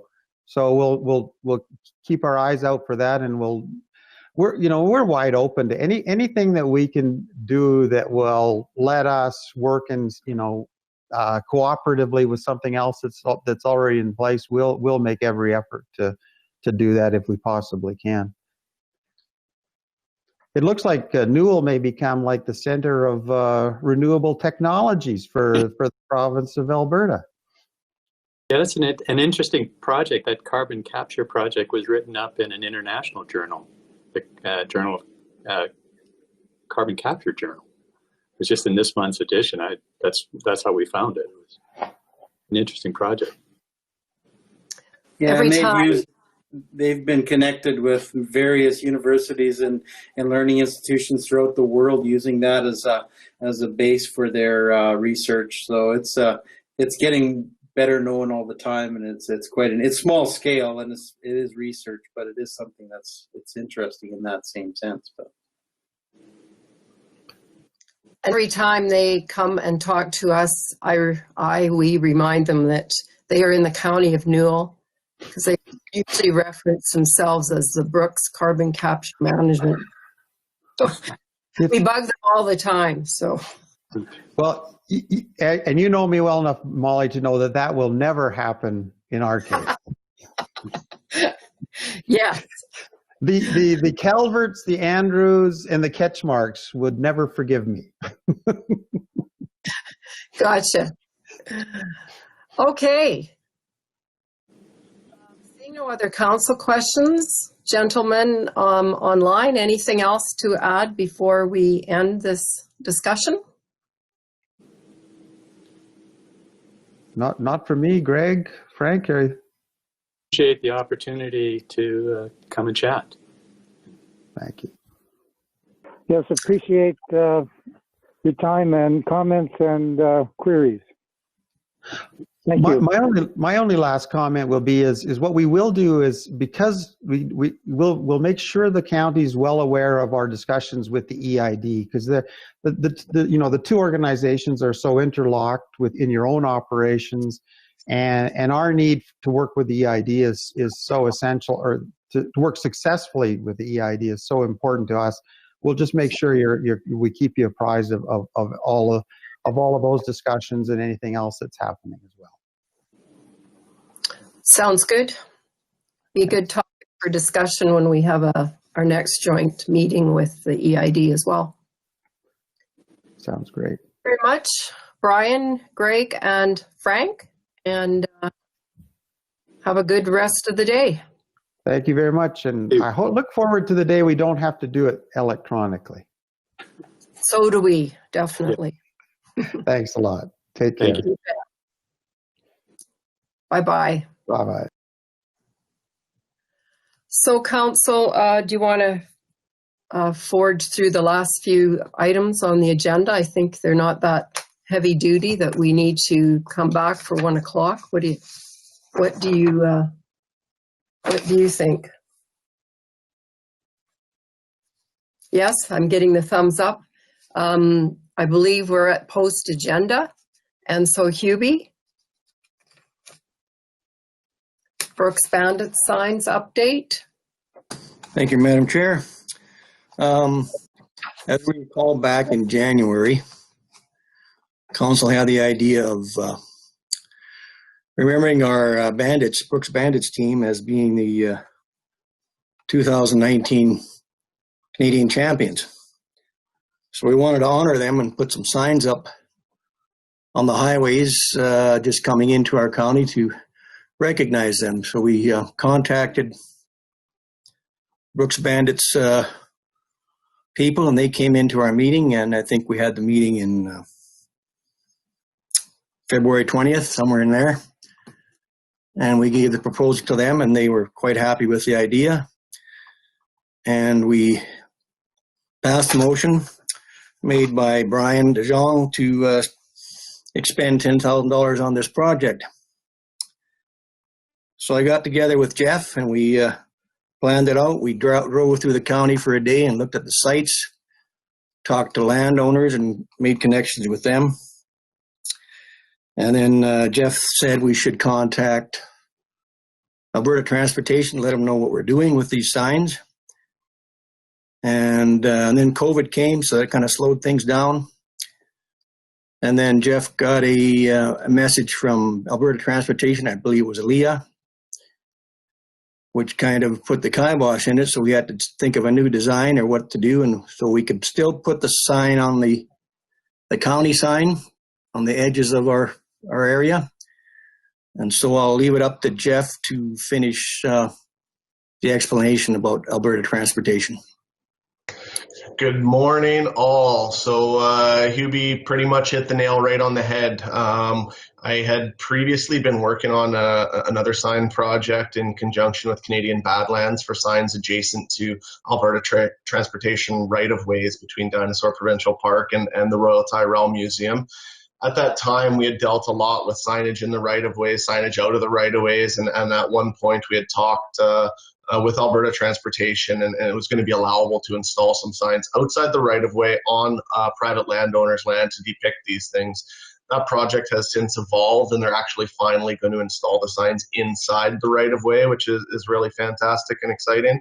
But that was where we garnered the idea to, get some private landowners, put these signs up. We see them in a lot of locations. Eastbound on Highway 1 coming towards Bazzano, westbound on Highway 1 coming in from Medicine Hat, and on the 36 north and southbound. We see these private signs outside the fence line on a private property. So that was the initiative that we rolled with. We talked to the landowners, we got the location secured, went to Alberta Transportation, and I guess in the 18 months or so since we had addressed them with the Canadian Badlands signs, they had kind of changed their program, and I was informed by their development control that they no longer issue permits for signs adjacent to a highway unless that sign is in fact advertising the business that is at that location. So for us to go put these signs inside private property, Leah informed me they would be illegal, non-conforming, and unable to obtain a permit. I talked to Hubie, and we really both thought that is probably not the direction we as the County of Newell should be going, and putting up some signs that cannot and will not be permitted. So we went back around it a little bit, and Leah did mention that, that they could be incorporated to your Welcome to the County of Newell signs. So Hubie and I got talking, and I'm not sure if he shared any of the kind of very rough mock-ups that we've done. And kudos to Ariana for helping out with this, and I think it looks fantastic. But I'm just about to share my screen here.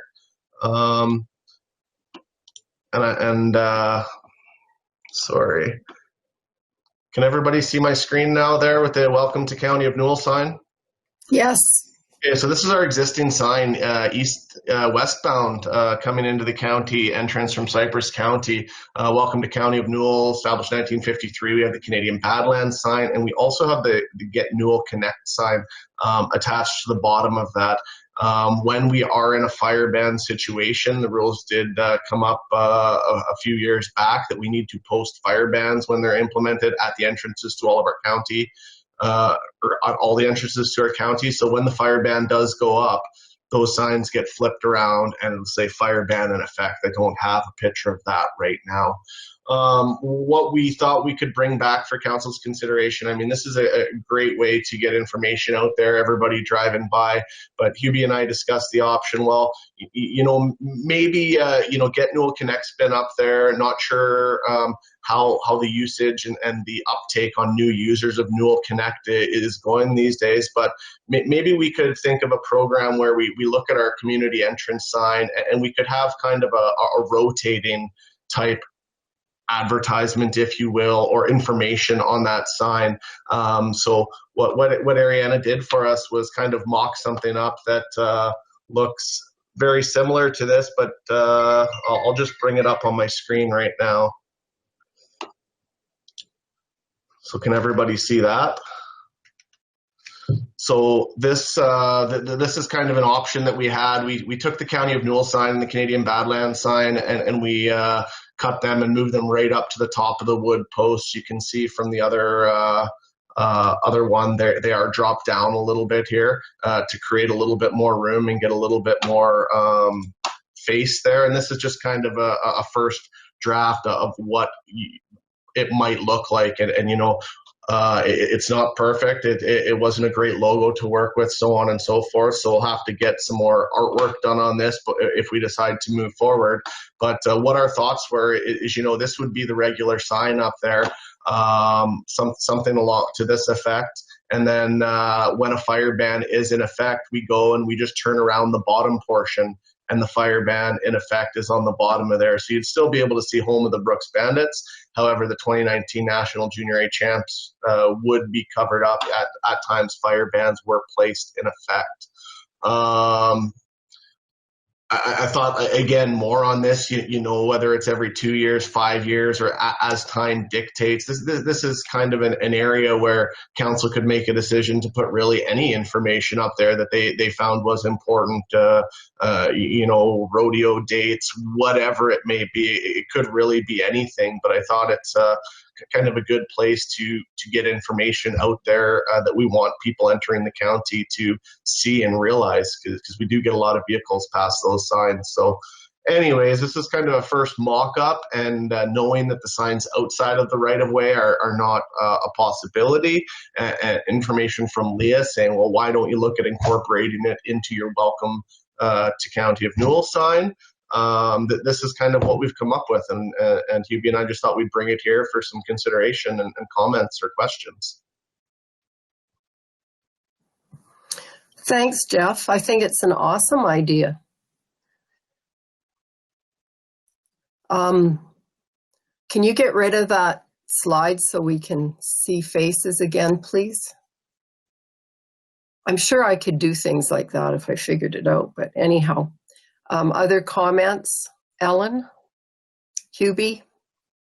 I think it's a wonderful idea, and I like the idea of rotating information as well. Rodeo, like you said, comes to mind. Anytime there's something new, it will attract the driver's attention, I think. So love it. Thank you, guys. Hubie? And I just wanted to thank Jeff for all the work he done on this. The road trip we had for a day driving through the whole county, it was kind of like a road tour like we used to have, but it was just Jeff and I, but we had a good day.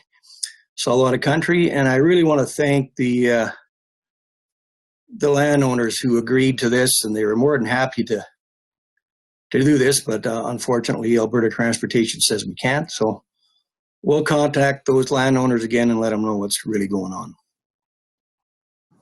That would be great communication procedure for sure. And interestingly enough, just during our resolution session on Tuesday, the Foothills MD or county, whatever they are these days, had a request for us to support their lawsuit probably coming up with Alberta Transportation about signs. So best that we do what is appropriate, and this makes so much sense.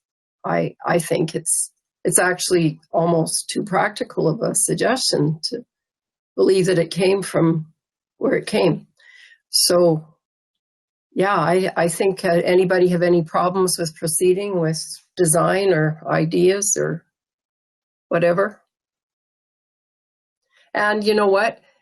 That to have just the one sign, as Jeff points out, it has a time expiry on it. I mean, how long can you say you're champions back from 2019?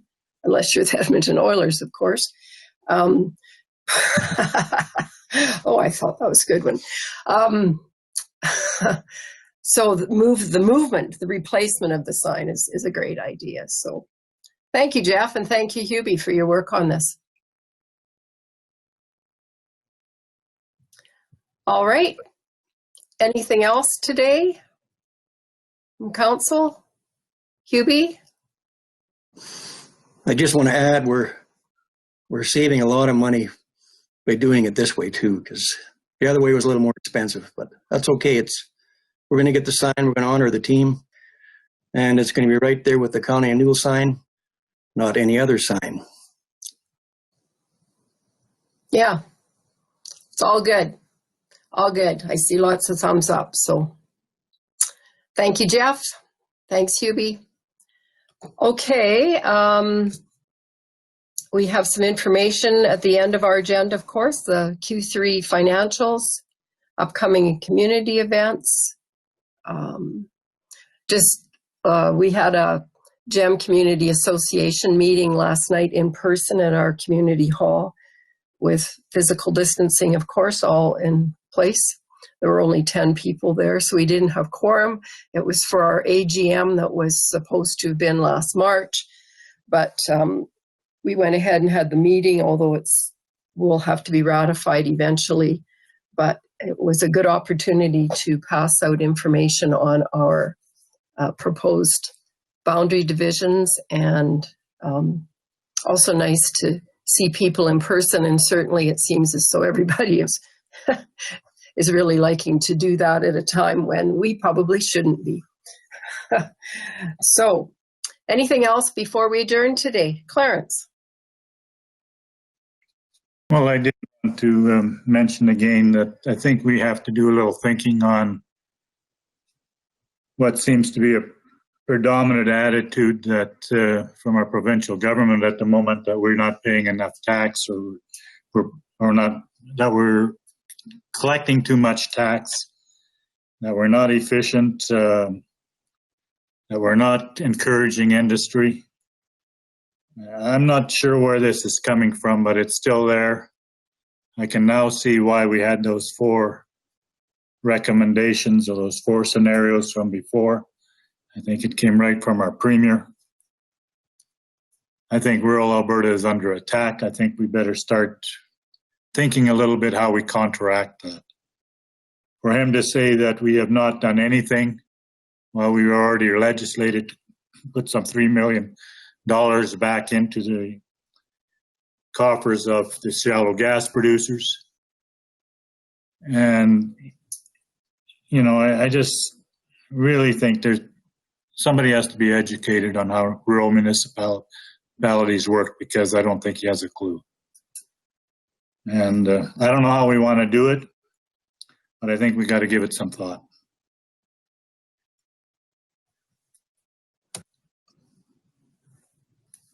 Clarence, and I had you right there on the agenda and just skipped right. Sorry about that. That's fine. No problem. Yes.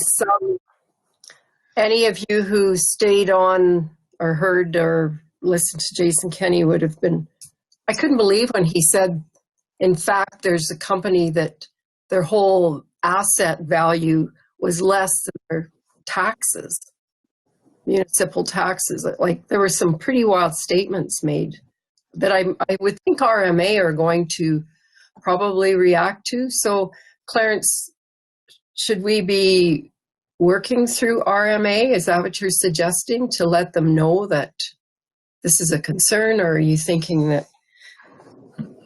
Well, I think we certainly don't want to be locking horns as RMA, but I do think we have a bit of a disadvantage. There's certain things I don't like it when all municipalities are painted with the same brush, and we shouldn't be. And I think we have to sell our area a little bit more, maybe make people a little bit more aware of what's going on. I think, our tax rates are some of the, we're in the bottom 10 or a dozen municipalities in Alberta as far as non-res tax is concerned. And if we get branded in the same brush as everybody else, I don't think that's fair. And I think that should be pointed out to provincial government. It's not everybody that's in that vote. But, the other part of it is that municipalities are very limited on how they can get funds. So, I mean, if there are municipalities that have to have high rates because they're not efficient because of size and so forth, maybe that's what they should be looking at. But to just come out like he did yesterday again, it just bugs me to no end, and I'm scared of it. It's dangerous. That's where we get this cut of $11 million from, you know, a $30 million base. And that's ridiculous. That should never even have hit the blinking books. If anybody's thinking, anybody's rational, that shouldn't be there.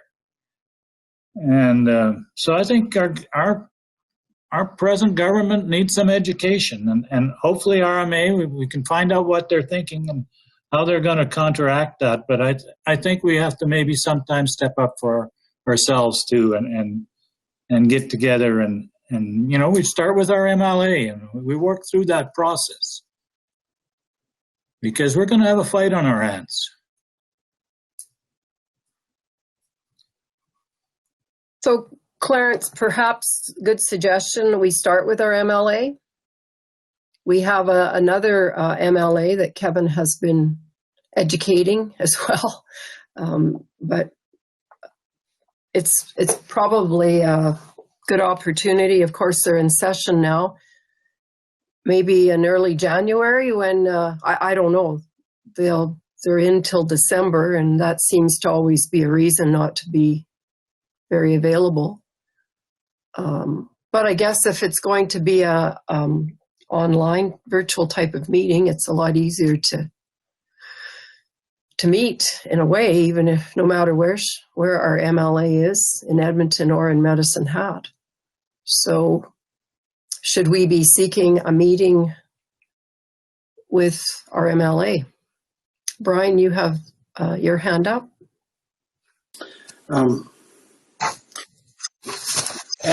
I'd like to propose that we put a task force together to deal with this specifically, and sort of a think tank that includes both council and administration, as far as using some strategies to get to this point. And you know, and I would recommend that we include RMA in what we're doing, so they're not outside the box, but at the same time that they're clear that we are looking out for our industry and our particular community, and that they really don't have the ability to lobby specifically for counties such as ourselves that are so dependent on a certain industry. And so I mean, we can think about who would like to have their name stand on that task force. And I don't think I want to suggest that we have that discussion today, but I would like it to be on the agenda for next meeting, so that we can start the process about how do we strategize and lobby this government in order to get there. I think those suggestions, using our MLA and other MLAs that are receptive to hearing what we have to say, is a great strategy. And getting in front of Treasury, getting in front of Energy, getting in front of the Premier if we can, to articulate how we feel about the situation as it's evolving. Kelly and Molly, we both talked to Paul McLaughlin and asked about his feeling about this government, and I think I remember him saying that this Premier is looking for a fight, and I think this is part of that process. Do we want to play defense after he comes out with another announcement that, you know, we're going to face a $10-11 million cut or something significant? Or do we want to be in front of them saying, look, this is not fair what you're doing and what you're proposing. We are respectful of our industries and we're respectful of our tax rates. And here's the proof that goes along with that. And I know we're in some ways that's diverting it and saying go after somebody else, but maybe that's the strategy we have to play. Like we talked about before, RMA is our provincial wing, but at the same time, they can't be everything for every council and every municipality. And this is where I think it takes on a different role that we have to play. And so I would like, again, I'm going to repeat myself, but I'd like to suggest that this becomes an agenda item for next meeting and that we have a couple weeks to think about who wants to be involved, who's willing to step up and be part of this group and be able to share that information that our administration is so eloquently put together. Thanks, Brian. Other thoughts? Anne-Marie?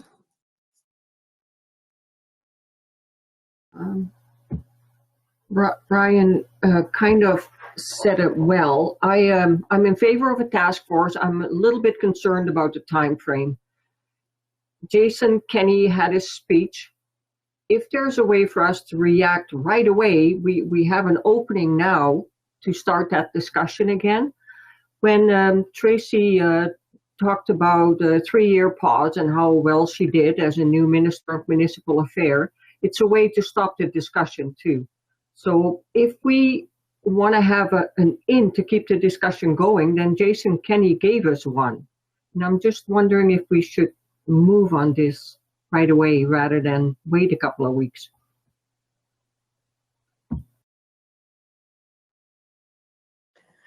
So we could sort of do both, Anne-Marie?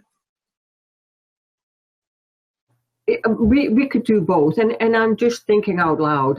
MLAs, I'm not too excited about talking to them. I don't know if that would get us anywhere. But the Western Producer had another article about the assessment model in it this week. The Calgary Herald. I mean, Sandra, sorry, you do a good job, but let's get some bigger newspapers involved.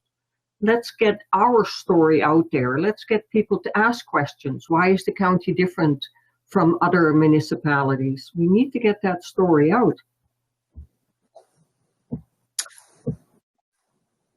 Wayne and Ellen? I agree with Anne-Marie. We got to get the story out, and not just new. That MLA for what was it, Airdrie Cochrane? He put out YouTube, and he does several of them. I think we should do that too. Also, we got to put something together. Somebody who's good on can explain where we're coming, where we spend our money, how we do it, and where these tax cuts would take us if they are implemented. And I think it's just down the road, and the next budget could be very serious to us. And I agree with Anne-Marie again. We maybe shouldn't be waiting too long. But I don't believe going to any ministers or anything like that will change anything. Kenney is in charge of that government, and he knows where he wants to go. This guy used to be president of the Taxpayers Association, so he knows this stuff. I think we got to get the media out there so that the public understands what's going on. And right now, I don't believe they do.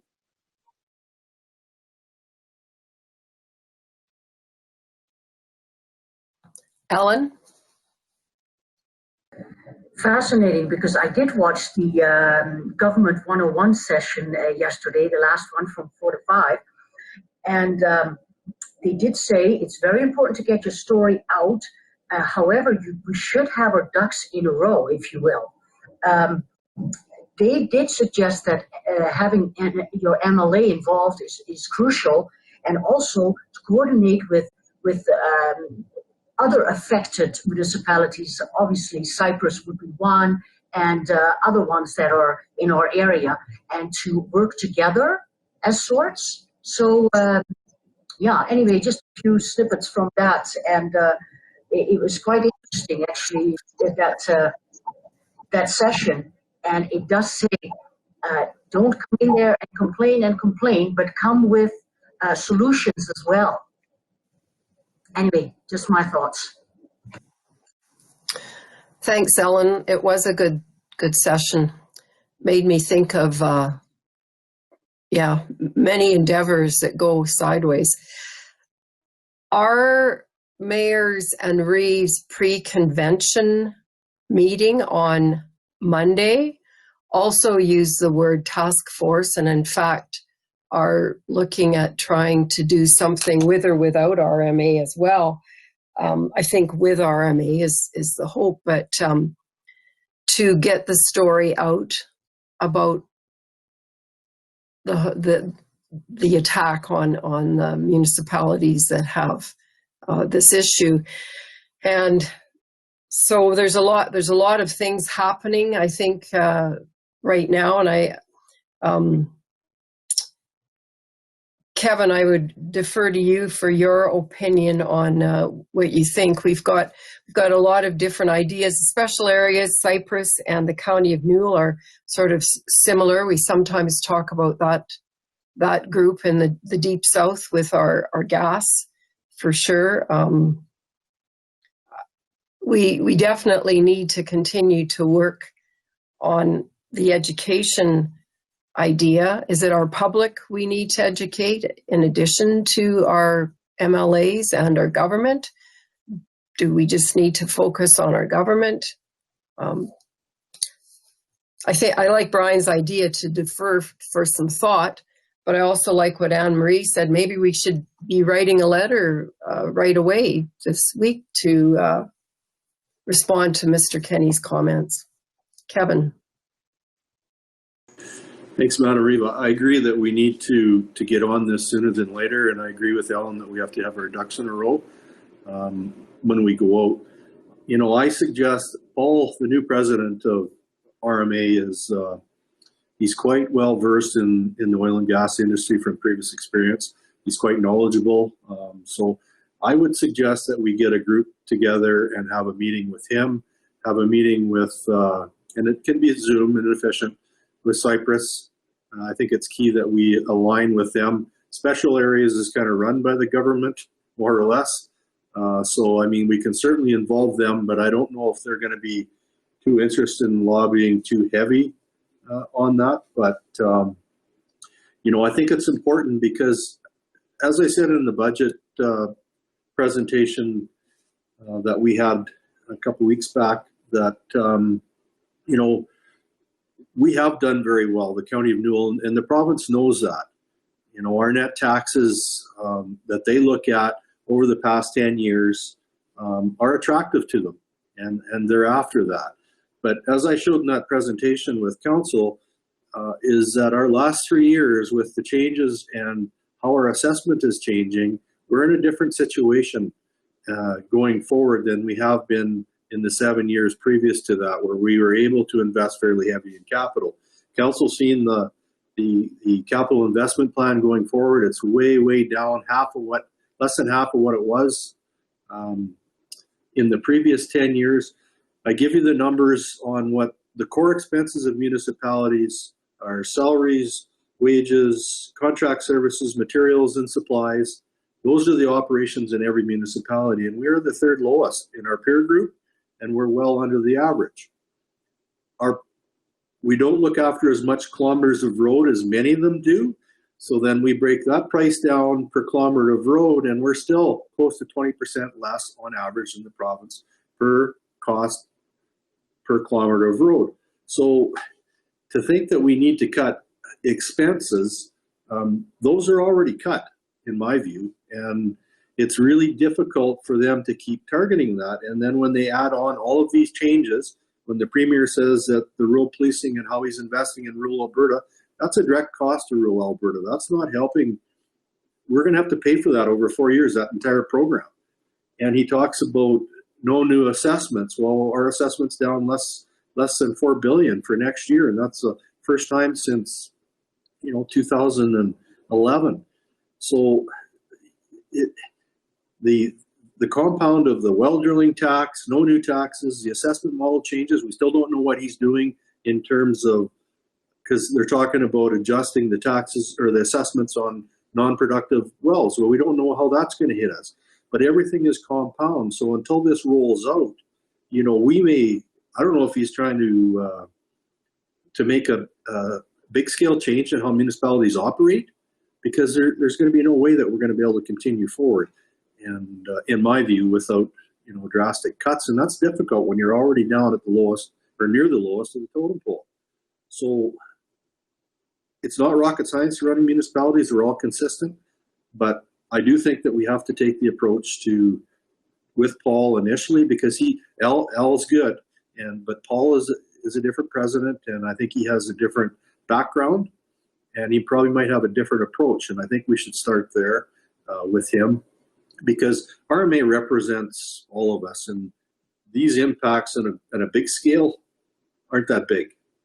You know, when everybody else looks at, 5%, 8%, no problem. But when they're hitting us with 11 million, potentially 30% or 33%, loss of revenue, that's a whole different scale. And so I do believe that we have to take it on ourselves and get that communication rolling. And then once we get prepared, is go out to our MLA and all the other MLAs and anybody else in the government that we can. And we won't have a large window. I do think that they're not looking at it till next year, from what I heard from the Premier, is it's on next fall. But that tells me that they're going to be working on it from now till next fall. So the sooner that we can get this going, the better. So Jason Schneider from Vulcan is our new zone rep, and I know that Vulcan has been hit a little bit by some of this as well, correct, Kevin? So he's knowledge. I mean, he knows about it. Yeah, we should definitely involve him too. Sorry. Yeah, I could certainly communicate with Jason for a start, and make sure that he is aware that there's a strong feeling that this has to be a pretty high item on the agenda of RMA for a start. Would people support that move? Yeah. Wayne, yes. Yeah, I'm okay. Well, I will have a visit with him, and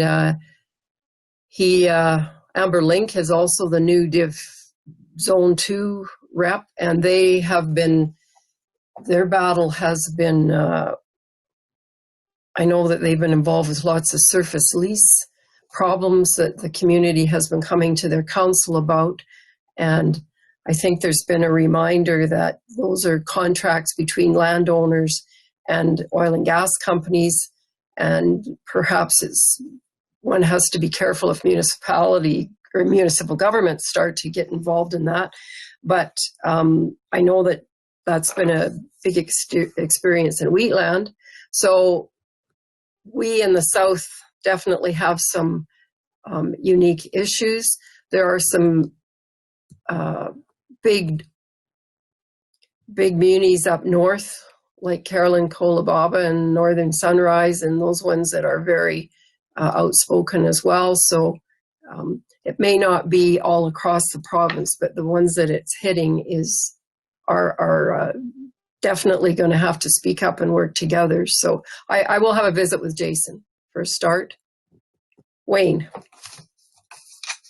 I know, Kevin, you just mentioned that, if you get it down to the nuts and bolts, we're 20% cheaper than other municipalities. What about the municipalities that are raping the oil companies, that have got 20% mill rate or 20?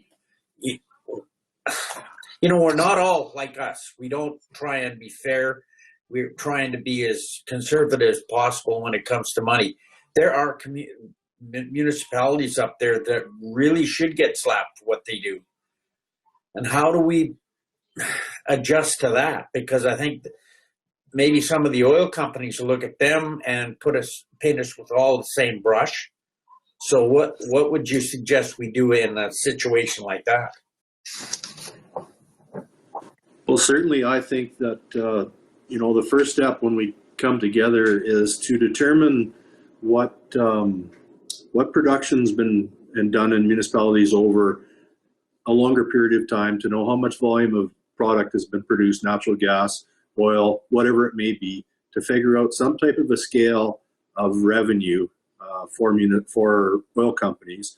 We should look at the taxes that have been paid by oil companies in each municipality. Everybody will have to calculate what that is, and then we'll figure the difference out between that. And I think what will show out from that is where mill rates are unreasonable is maybe where the oil companies should focus.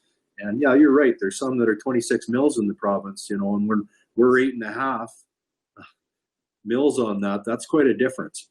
And obviously, the province may need to regulate what the maximum mill rate you can charge if they believe that oil and gas or non-res is being targeted unfairly. Calgary at one point in time was 5-1 from their non-res to res. So, that's why they put that regulation in. I think it was to try to control that. Well, we're nowhere near 5-1. We're just barely at 2. So, yeah, I think that's the important thing is to set out, because there is so much hot air on this issue. I think we got to pop that balloon and get rid of the hot air.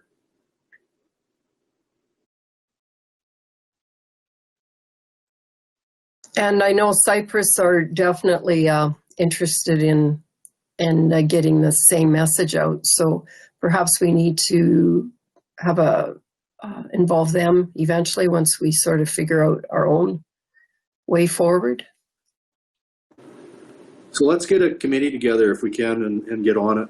I agree. If that works, Brian. So on the agenda for next meeting,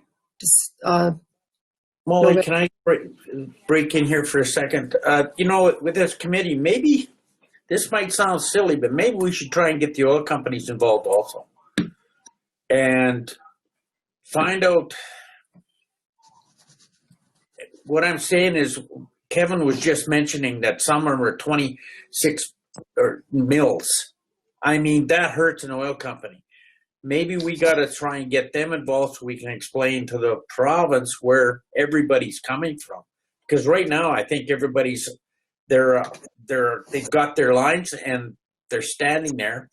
I remember what some of the votes were in the resolutions on Wednesday, and we were sitting there. What are these people voting for? And they passed. So I'm not sure we're in sync with the rest of the province.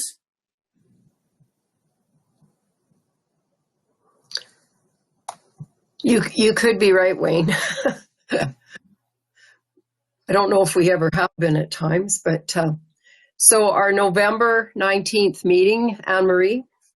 I don't want to wait till then. I'm okay with putting a task force together now so they could start working on it. And I would suggest Clarence, Brian, Kevin, and Molly, if you want to be on there. Then we have 4 that feel strongly about it, have given it a lot of thought. And I'm okay with putting that committee in place and get started.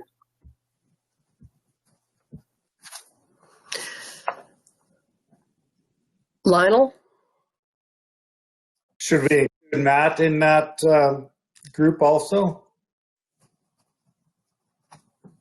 Yeah, that would be a good idea. So it'd be a motion, Anne-Marie? Sure, that is a motion. And it's good to include Matt, but I think as a task force, you can include and ask information from whoever you need. So the motion would be to have Clarence, Brian, /Matt, Molly. Yeah, I guess the motion needs to cover the councillors, and if you take Kevin and Matt, and if you have more, I mean, that's what you as a task force do. So maybe the motion should just be Clarence, Molly, and Brian. And the task force would be regarding moving forward with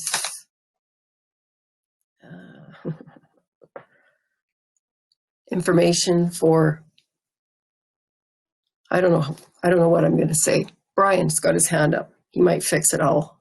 No, I can't fix anything. I'm just going to add Kelly's name to this list, and that's merely strategic. I won't be here in a year. I don't know if Clarence and Molly can speak the same, but I think as much as you bring some good horses to the table, and I'm not including myself as one, you need to have some history, because we're not done with this. This isn't going to be done in 1 year. This is going to be ongoing. And so I would like to include the Deputy Reeve in this task force, if she's willing. Kelly. I would be, and may I suggest a title? Government Relations Advocacy. Sure. GRA. Thanks, Brian. Perfect. So it would be to put these people on a government relations advocacy committee.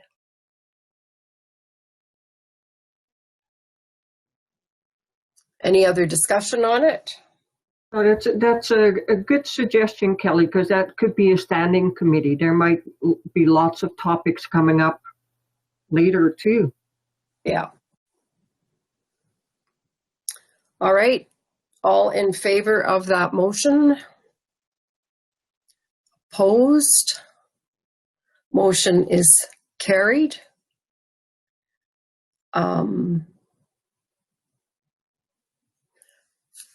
So we've talked about a number of things.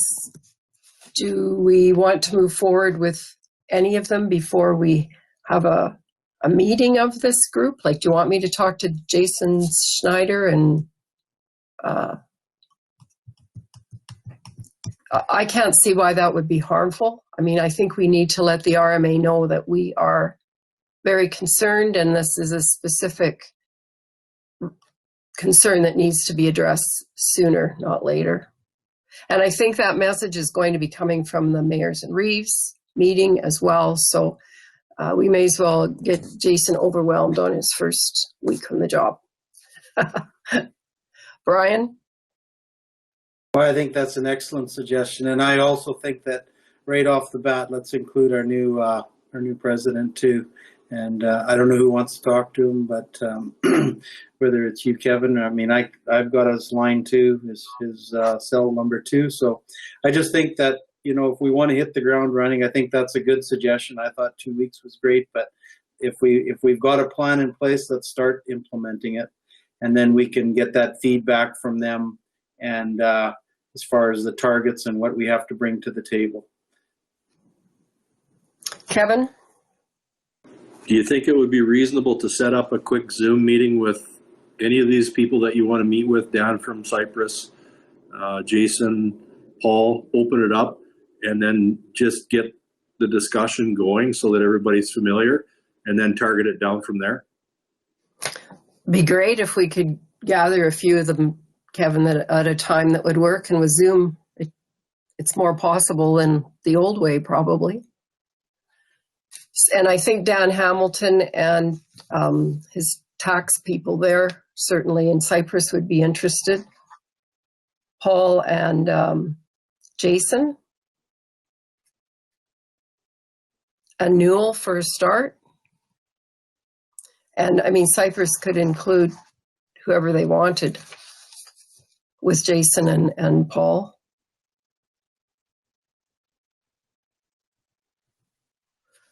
Yeah, that's an excellent idea. So we have a fairly big group. So as long as even a few of us were available for a time, do you want to look at some times or look at the availability of those other people?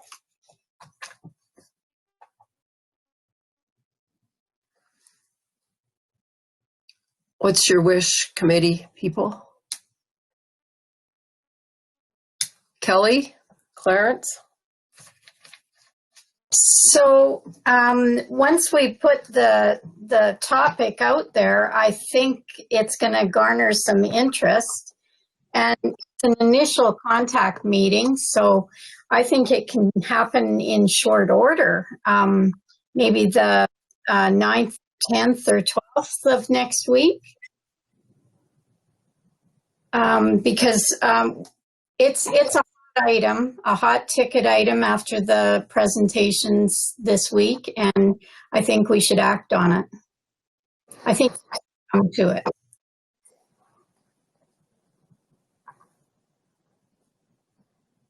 Well, and our council has expressed that.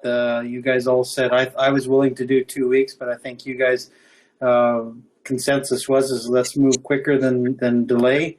So then let's not delay, then let's get on it and see where it goes. I mean, we'll know pretty quick whether the interest is out there from how RMA can help us with this, and whether Cypress is involved or not. Okay, well, I will email Jason and Paul for a start to see what a good time is for them. And we'll and work on Cypress as well. But Jason and Paul are key here, I think, to start with. Does that sound reasonable? Okay. All right, well, I'll make contact. I might not be email, I could phone them too, but I can do that. Anything else for a start? So we're going to get a time frame as soon as possible for a Zoom meeting. Okay, what else today? Clarence. Do Molly? Pardon me? Who's contacting Cypress? You got Jason and Paul. You can make sure we get Dan on there too, because I think they're probably pretty similar to ours. Yes, Jason and Paul for a date, I think, will be the most critical. We want them, and as soon as I get some times, maybe we can involve Cypress. But I'll do them all at once. Try it all at once. I might have a visit with Dan on the side as well, first too, and yeah, we'll make it work. Anything else today? Interesting that CNRL brought us in $10,000 this morning. I wonder if they do that to all of their munis.